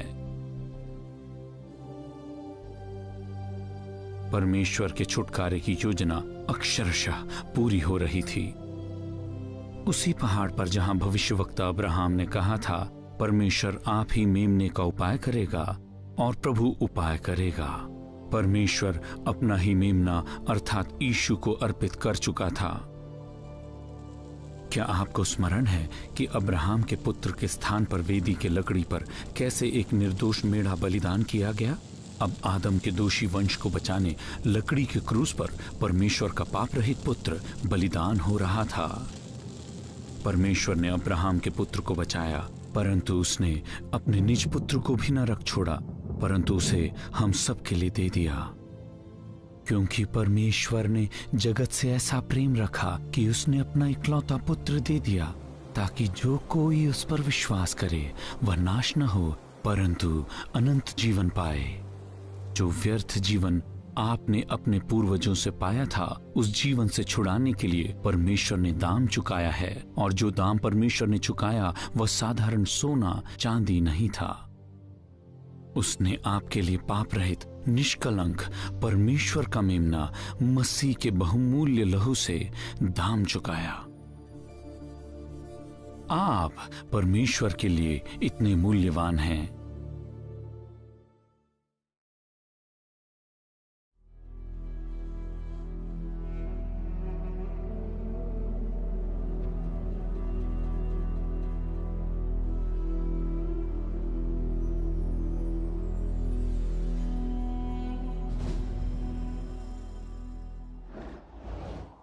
परमेश्वर के छुटकारे की योजना को पूरा करने के लिए प्रभु यीशु ने पाप के कारण होने वाली लज्जा को सहा। वह हमारे स्थान पर श्रापित हुआ। जिस दंड के योग्य हम थे, उस दंड को उसने सहा। जिस दिन आदम ने परमेश्वर की व्यवस्था तोड़ी, उसी दिन परमेश्वर ने यह बता दिया था कि एक दिन मसीह सर्प के सिर को कुचलेगा। परमेश्वर ने शैतान से कहा था, वह तेरे सिर को कुचलेगा और तू उसकी एड़ी को डसेगा। शैतान द्वारा उद्धारकर्ता की एड़ी को डसने के विषय की गई रहस्यमयी भविष्यवाणी उस लज्जा और दर्द को पहले से बताती है जो परमेश्वर का मेमना क्रूस पर सहेगा। वह हमारे ही अपराधों के कारण घायल किया गया। यीशु को क्रूस पर चढ़ाने वाले लोग परमेश्वर की इस गुप्त योजना से अनजान थे। इस युग के किसी भी अधिकारी को यह बात समझ नहीं आई, क्योंकि वे यदि समझे होते तो महिमा के प्रभु को क्रूस पर न चढ़ाते। क्योंकि क्रूस की कथा तो नाश होने वालों के निकट मूर्खता है, परंतु हम उद्धार पाने वालों के निकट यह परमेश्वर की सामर्थ है। यीशु मसीह का क्रूस दोनों अपराधियों के बीच रखा गया। एक अपराधी ने उसकी निंदा करते हुए कहा, क्या तू मसीह नहीं? तो फिर अपने आप को और हमें बचा। परंतु दूसरे अपराधी ने उसे डांटा। उसने कहा, क्या तू परमेश्वर से भी नहीं डरता? तू भी तो वही दंड पा रहा है। हम तो न्यायोचित दंड पा रहे हैं, क्योंकि हम अपने कामों का ठीक फल पा रहे हैं। परंतु उस मनुष्य ने कोई अनुचित काम नहीं किया। फिर उसने कहा, हे यीशु, जब तू अपने राज्य में आए तो मेरी सुधि लेना। यीशु ने उससे उत्तर दिया, मैं तुझसे सच कहता हूं कि आज ही तू मेरे साथ स्वर्गलोक में होगा। पहला अपराधी केवल अपनी शारीरिक दुखों से बचना चाहता था। उसने नहीं सोचा कि उसे उसके स्थान पर मरने के लिए एक उद्धारकर्ता की आवश्यकता थी। दूसरे अपराधी ने भी यीशु का अपमान किया था, परंतु अपने मृत्यु के समीप आने के समय उसका हृदय बदल चुका था। वह प्रभु से चाहता था कि प्रभु उसे शैतान के राज्य से छुड़ाए। वह चाहता था कि यदि राजा की इच्छा हो तो उसे परमेश्वर के राज्य का नागरिक बना ले। यीशु का उत्तर स्पष्ट था, तू आज ही मेरे साथ स्वर्गलोक में होगा। उसी शाम दोनों अपराधी मर गए। एक नरक गया, दूसरा स्वर्गलोक। यह अंतर क्यों? पहले ने उद्धारकर्ता राजा पर विश्वास न किया, पर दूसरे ने विश्वास किया।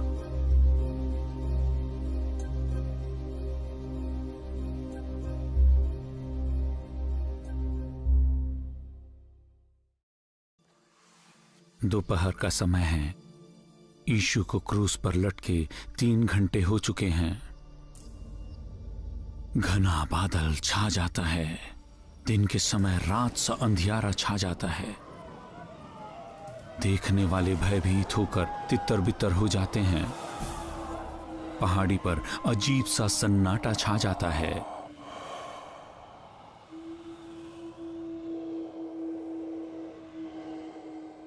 तीन घंटे के बाद यीशु पुकारते हैं, हे मेरे परमेश्वर, हे मेरे परमेश्वर, तूने मुझे क्यों छोड़ दिया?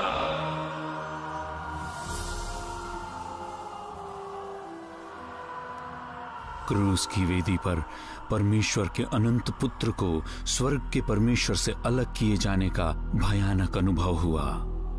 इस अंधियारे समय के दौरान परमेश्वर ने हमारे पापों को लिया और उसे अपने पवित्र पुत्र पर लाद दिया। मनुष्य की आंखों से यह छिपा रहा। यीशु मसीह सिद्ध पाप बलि बन गए। क्योंकि यीशु पर जगत के भूत, वर्तमान व भविष्य के समस्त पाप लदे हुए थे, इसलिए स्वर्ग के परमेश्वर को अपनी नजरें हटानी पड़ी, क्योंकि उसकी आंखें इतनी शुद्ध है कि वह बुराई को देख ही नहीं सकता। 3 घंटे तक पाप के विरुद्ध परमेश्वर का क्रोध अपने ही होम बलि पर बरसता रहा। वेदी पर बलिदान होने वाले मेमने के समान परमेश्वर का मेमना क्रूस पर लटका हुआ था। आकाश और पृथ्वी के मध्य परमेश्वर और मनुष्य के बीच उस अनंत परमेश्वर ने हमारे नरक को सही समय पर सह लिया, ताकि हमें उसे अनंत काल तक सहना न पड़े। फिर सब कुछ पूरा हो गया। इस बात को जानते हुए कि जिस दंड को पापियों को सहना था उस दंड को उसने सह लिया था, और यह कि उसने पुराने नियम की भविष्यवाणियों को पूरा कर दिया था, यीशु ने कहा, पूरा हुआ। फिर उसने सिर झुकाकर अपने प्राण त्याग दिए। उस समय मंदिर का पर्दा ऊपर से नीचे फटकर 2 टुकड़े हो गया। धरती डोल उठी और चट्टानें तड़क गई। सदियों तक मंदिर की वेदी पर मेमनों को मारकर जलाया जाता रहा था। जब यीशु मरा तो परमेश्वर ने उस पर्दे को फाड़ दिया जो उस विशेष कमरे को छिपा कर रखता था, जहां प्रत्येक वर्ष पाप को ढांपने के लिए लहू छिड़का जाता था। पर्दे को फाड़ने के द्वारा परमेश्वर ये घोषणा कर रहे थे, पूरा हुआ, पाप का कर्ज पूर्णतः चुका दिया गया। जगत के पाप के लिए मेरे मेमने ने अपना पवित्र लहू बहाया है। मैं अब आगे से पापों के लिए पशुओं का लहू स्वीकार नहीं करूंगा। मेरा प्रिय पुत्र अंतिम व सिद्ध बलिदान है। उन सब के लिए जो उस पर विश्वास करते हैं, स्वर्ग का द्वार पूर्णतः खुला है।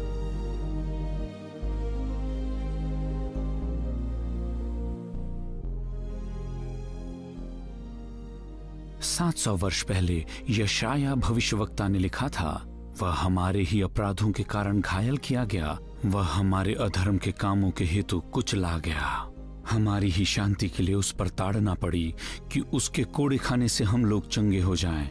हम तो सब के सब भेड़ों की नाई भटक गए थे। हमने अपने मार्ग पर चलने के लिए परमेश्वर के मार्ग को छोड़ दिया था, तो भी परमेश्वर ने हम सब के पापों को उसी पर लाद दिया। पूरा हुआ।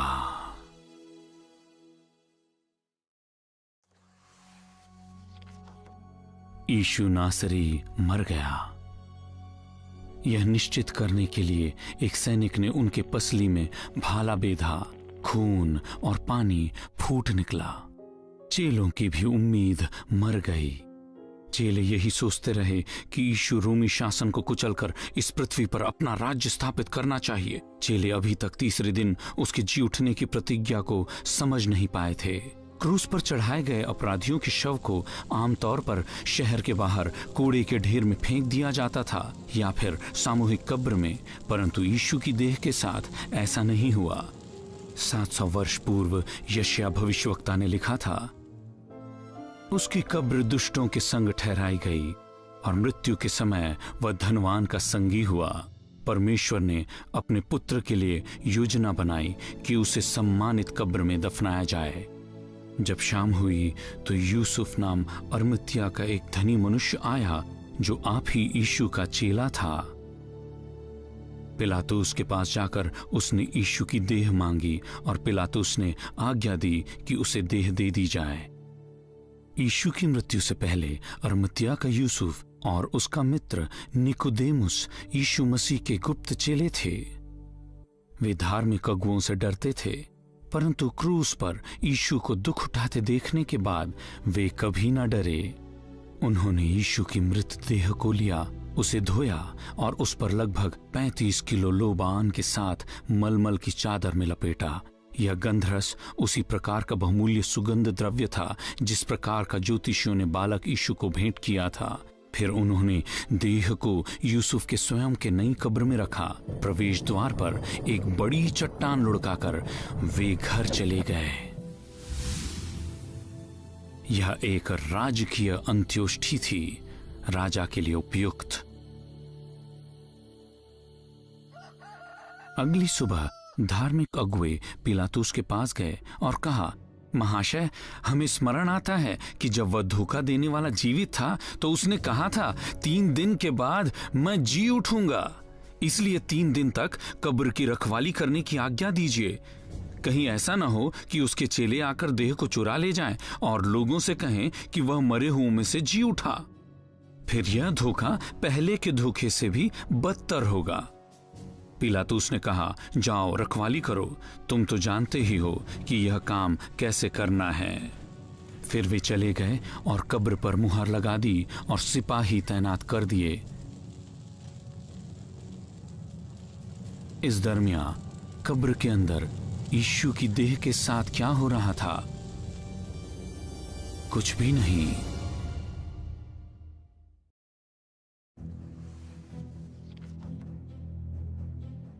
जिस दिन से आदम ने पाप किया, उस दिन से मृत्यु मानव परिवार पर एक क्रूर शासक के रूप में राज करता रहा। यदि यीशु ने कभी भी पाप किया होता तो मृत्यु उसकी देह को सड़ाना आरंभ करती, बदबू फैलती और धीरे से सब कुछ मिट्टी में मिल जाता। परंतु 1000 वर्ष पहले दाऊद भविष्यवक्ता ने लिखा था, तू अपने पवित्र जन को सड़ने नहीं देगा। जिसने कभी पाप नहीं किया उस पर मृत्यु और कब्र का कोई अधिकार न था।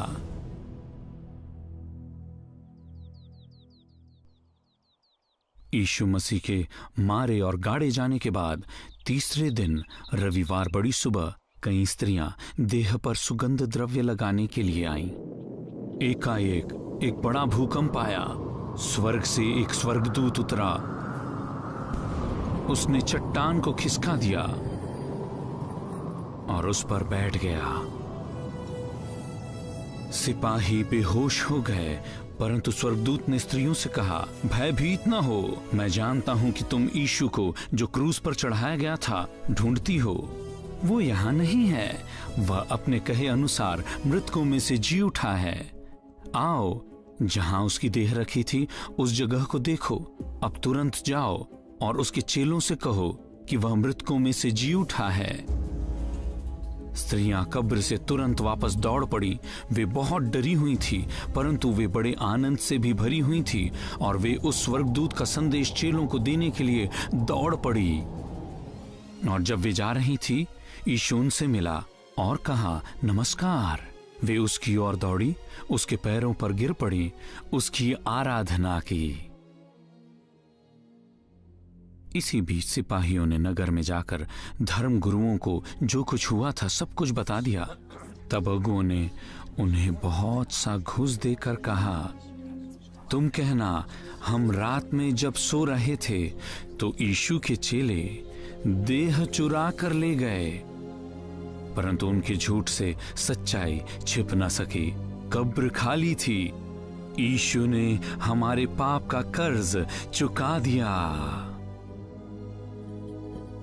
अपने दफनाए जाने के द्वारा यीशु मृत्यु और सड़न के गड्ढे में गए। अपने पुनरुत्थान के द्वारा यीशु ने मृत्यु को जीत लिया और अब वह कहता है, मत डर, मैं प्रथम और अंतिम हूं। मैं मर गया था और अब देख, मैं युगान युग जीवता हूं और मृत्यु और अधोलोक की कुंजियां मेरे पास हैं। उन सब के लिए जो इस सुसमाचार पर विश्वास करते हैं, मृत्यु उस राजा की उपस्थिति में जाने का द्वार मात्र ही है, जो कहता है, इसलिए कि मैं जीवित हूं, तुम भी जीवित रहोगे।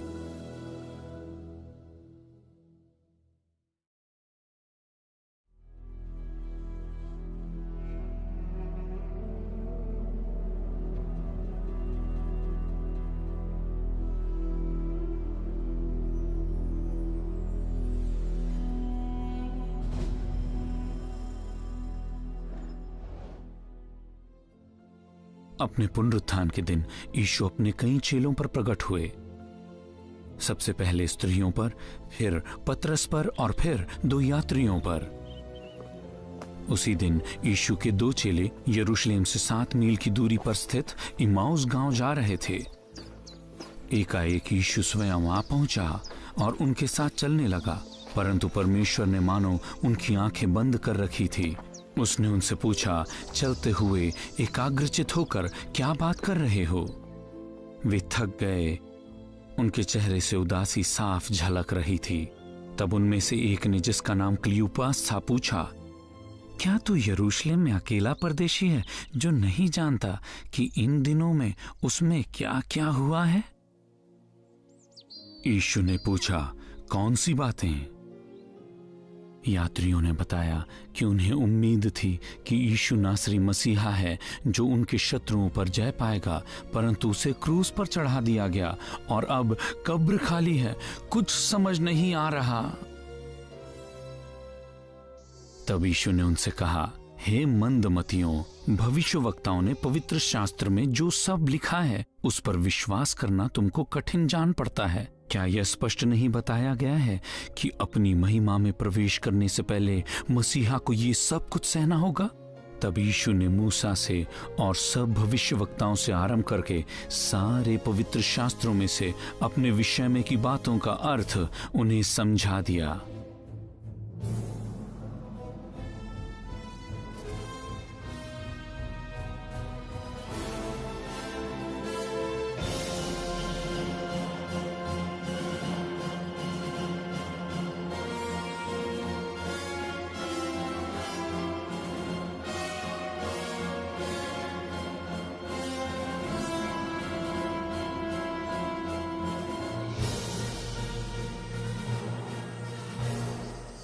अब उनकी यात्रा समाप्त होने पर थी। वे इम्माउस पहुंचने ही वाले थे। यीशु ने ऐसा दिखाया मानो वह आगे जाना चाहता था, परंतु उन्होंने उससे विनती की, शाम हो रही है, रात यहीं रुक जाइए। इसलिए वह उनके साथ उनके घर में गया। जब वे भोजन करने बैठे तो उसने रोटी ली और धन्यवाद दिया। फिर उसने रोटी तोड़ी और उन्हें दी। एकाएक उनकी आंखें खुल गई और उन्होंने उसे पहचान लिया और उसी क्षण वो गायब हो गया। और वे आपस में कहने लगे, जब वह मार्ग में हमसे बातें करता था और पवित्र शास्त्र का अर्थ हमें समझाता था, तो क्या हमारे मन में उत्तेजना न उत्पन्न हुई? वे उछल पड़े और चेलों को यह खबर देने फुर्ती से यरूशलेम को लौटे, प्रभु जीवित है, वह पवित्र शास्त्र में प्रतिज्ञा किया हुआ उद्धार करता है, वह बलिदानों में चित्रित मेमना है, वह प्रभु है। अंततः भविष्यवक्ताओं का संदेश समझ में आ गया पूरी तरह से।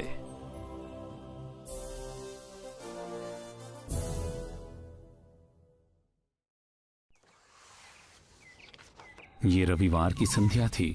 चेले एक ही जगह इकट्ठे थे और दरवाजा बंद था। अचानक यीशु कमरे में आ गया और कहा, तुम्हें शांति मिले। ये कहने के बाद उसने उन्हें अपने हाथ और पसली दिखाई। जब चेलों ने प्रभु को देखा तो बहुत आनंदित हुए। उस शाम को यीशु के 12 चेलों में से थोमा नाम का चेला वहां नहीं था। बाद में चेलों ने उसे बताया, हमने प्रभु को देखा। परंतु थोमा ने उनसे कहा, जब तक मैं उसके हाथों में कीलों के निशान न देख लूं और जहां कीले ठोके गए थे वहां अपनी उंगली न रख लूं और उसकी पसली में अपना हाथ न रख लूं, तब तक विश्वास न करूंगा। 1 सप्ताह बाद उसके चेले फिर से घर के अंदर थे और थोमा उनके साथ था। यद्यपि दरवाजा बंद था, तब भी यीशु अंदर आकर उनके बीच में खड़ा हो गया और उनसे कहा, तुम्हें शांति मिले। फिर उसने थोमा से कहा, अपनी उंगली लाकर यहाँ रख, मेरे हाथों को देख, अपना हाथ बढ़ा और मेरी पसली में रख। शक करना बंद कर और विश्वास कर। थोमा ने कहा, हे मेरे प्रभु, हे मेरे परमेश्वर। फिर यीशु ने उससे कहा, तूने तो मुझे देखकर विश्वास किया है। धन्य है वे जिन्होंने बिना देखे विश्वास किया।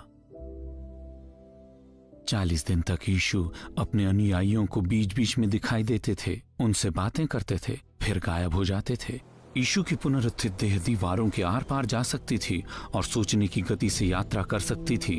ऐसी देह पाने वाला वो प्रथम व्यक्ति था, परंतु वह अंतिम नहीं होगा।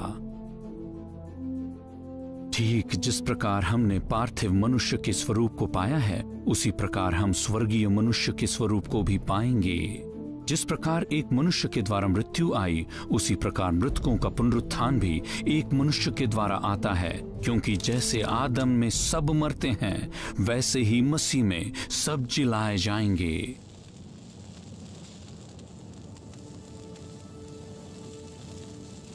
क्या आप समझ पाए हैं कि आप एक असहाय पापी हैं और परमेश्वर के राज्य में जीने का अधिकार पाने का कोई रास्ता आपके पास नहीं है? क्या आप विश्वास करते हैं कि प्रभु यीशु मसीह आपके पापों के लिए आपके स्थान पर मरे और मृत्यु को हराकर आपके लिए फिर जी उठे?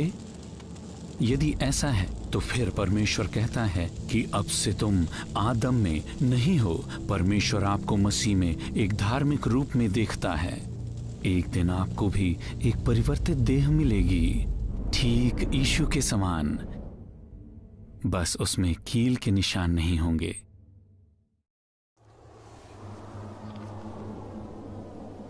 जिस राज्य को आदम शैतान के हाथों हार चुका था, उसे यीशु ने वापस जीत लिया। शैतान और दुष्ट आत्माओं पर, आंधी और पानी पर, बीमारी और भूख पर, पाप और मृत्यु पर अपने पूर्ण अधिकार के द्वारा यीशु ने दिखाया कि उसके पास सिद्ध नियंत्रण था।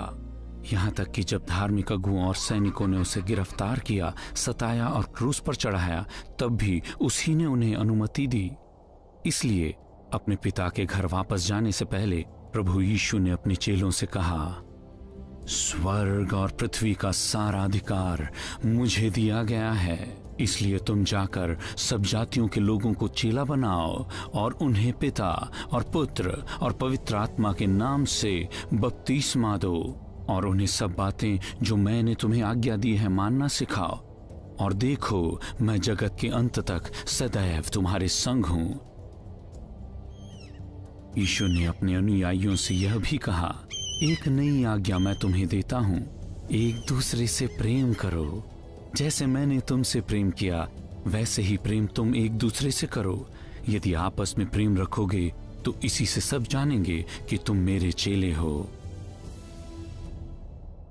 अपने पुनरुत्थान के 40 दिन के बाद यीशु ने अपने चेलों को यरूशलेम के पास जैतून नामक पहाड़ पर इकट्ठा किया। चेले जानना चाहते थे कि वह कब लौटेगा। यीशु ने उत्तर दिया, उन समयों या कालों को जानना जिनको पिता ने अपने ही अधिकार में रखा है तुम्हारा काम नहीं, परंतु जब पवित्र आत्मा तुम पर आएगा तब तुम सामर्थ पाओगे और यरूशलेम और सारे यहूदिया और सामरिया में और पृथ्वी की छोर तक मेरे गवाह होंगे। यह कहकर वह उनके देखते देखते ऊपर उठा लिया गया।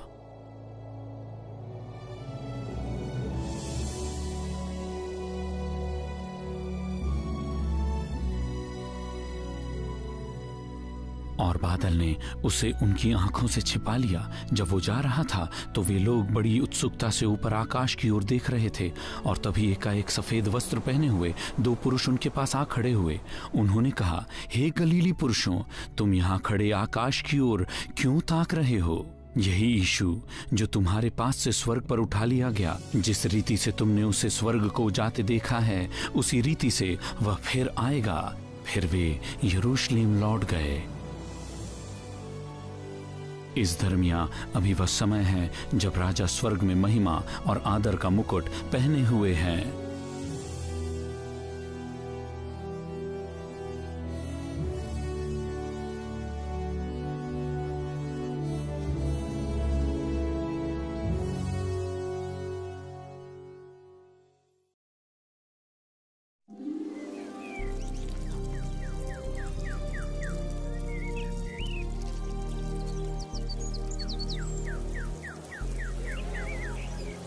उस वैभव की कल्पना करें, उन रंगों को,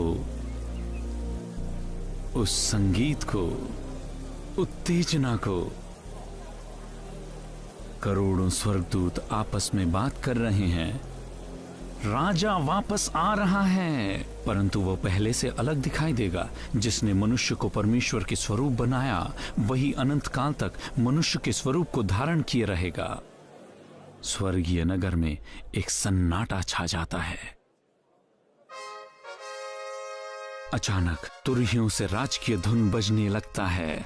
सन्नाटा जाता रहा। इसके बाद एक जोरदार घोषणा होती है, हे सनातन के फाटकों ऊंचे हो जाओ, हे सनातन के द्वारों ऊंचे हो जाओ और महिमा के राजा को प्रवेश करने दो। ये महिमा का राजा कौन है? परमेश्वर जो सामर्थी और पराक्रमी है, प्रभु युद्ध में पराक्रमी। यह महिमा का राजा कौन है? प्रभु सर्वशक्तिमान महिमा का राजा है। फाटक पूरा खुल जाता है और महाजय घोष के मध्य विजेता का प्रवेश होता है। मेमना का प्रवेश युद्ध के घावों को लिए मनुष्य का पुत्र यीशु।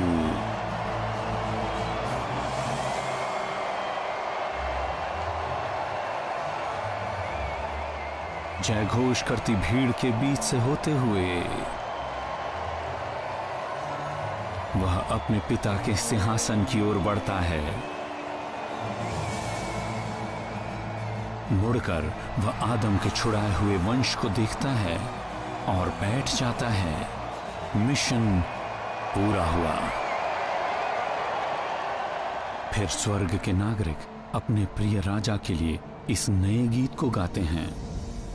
तू योग्य है क्योंकि तूने वध होकर अपने लहू से हर एक कुल और भाषा और लोग और जाति में से परमेश्वर के लिए लोगों को मोल लिया है। फिर स्वर्गदूतों ने परमेश्वर की प्रशंसा करते हुए सिंहासन को घेर लिया और गाने लगे, वध किया हुआ मेमना ही सामर्थ, आदर और महिमा के योग्य है। अभी भी धरती पर आदम के अधिकांश वंशज शैतान के पाप और मृत्यु के तबाह राज्य में गुलाम हैं, परंतु आजादी मिल सकती है। अपनी मृत्यु, दफनाए जाने और पुनरुत्थान के द्वारा प्रभु यीशु ने निर्णायक युद्ध जीत लिया।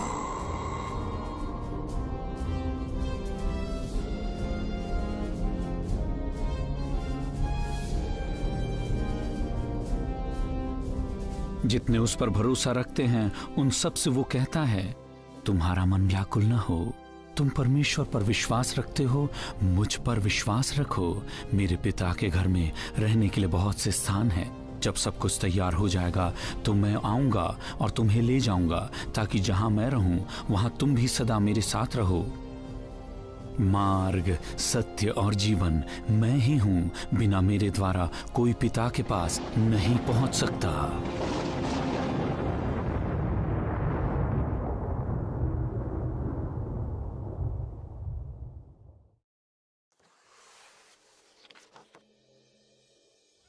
आने वाले दिनों में जब यह संसार अपने तुच्छ भागदौड़ और झूठे धर्म में व्यस्त होगा, तब महिमा का राजा धरती पर वापस आ जाएगा, परंतु अब गधे के बच्चे पर सवार होकर नहीं और न ही ठट्टे पर उड़ाए जाने या कांटों का मुकुट पहनने। पुनरुत्थित राजा ने यूहन्ना को उस आगामी दिन की एक झलक दिखाई। मैंने स्वर्ग को खुला हुआ देखा और देखता हूं कि एक श्वेत घोड़ा है। उस पर एक सवार है जो विश्वास योग्य और सत्य कहलाता है। वह धर्म के साथ न्याय और युद्ध करता है। उसकी आंखें आग की ज्वाला है। उसके सिर पर बहुत से राज मुकुट हैं। उसका नाम परमेश्वर का वचन है। स्वर्ग की सेना श्वेत घोड़ों पर सवार और श्वेत और शुद्ध मलमल पहने हुए उसके पीछे पीछे हैं। उसके वस्त्र और जांघ पर यह नाम लिखा है, राजाओं का राजा और प्रभुओं का प्रभु।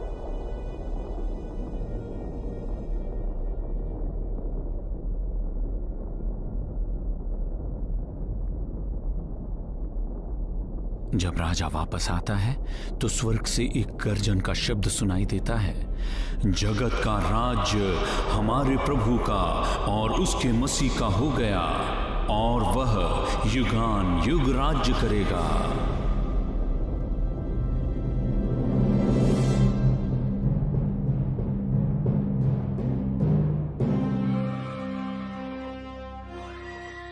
राजा के शत्रु राजा के सामने पिघल जाएंगे। फिर वो शैतान को बांधेगा और उस थके हुए संसार को दिखाएगा कि एक धर्मी राज्य कैसा होता है। यह धरती का सर्वोत्तम समय होगा। प्रभु पूरी धरती का राजा होगा। उस दिन केवल एक ही प्रभु होगा और उसका नाम भी एक ही माना जाएगा।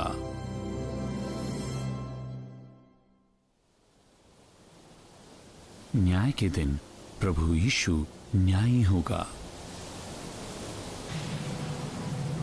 वो अग्निमय सिंहासन पर बैठा और उसके पहिए धधकती हुई आग के से थे और उसके सम्मुख से आग की धारा निकलकर बह रही थी। लाखों स्वर्गदूत उसकी सेवा कर रहे थे। लाखों लाख लोग उसके सामने हाजिर थे। फिर अदालत की कार्यवाही शुरू हुई और पुस्तक खोली गई। शैतान और उसका अंधकार का साम्राज्य धधकते गंधक की झील में फेंक दिए जाएंगे।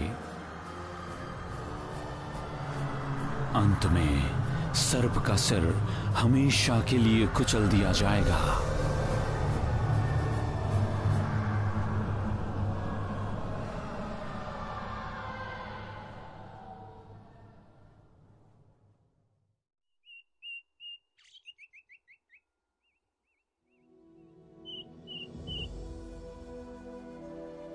ज्योति के राज्य के नागरिकों की बात करें तो परमेश्वर उनके लिए एक नया आकाश और नई पृथ्वी बनाएगा। वे उसके लोग होंगे और परमेश्वर स्वयं उनके साथ होगा और उनका परमेश्वर होगा। वह उनकी आंखों से सब आंसू पोंछेगा। फिर कोई मृत्यु या रोना पीटना न होगा।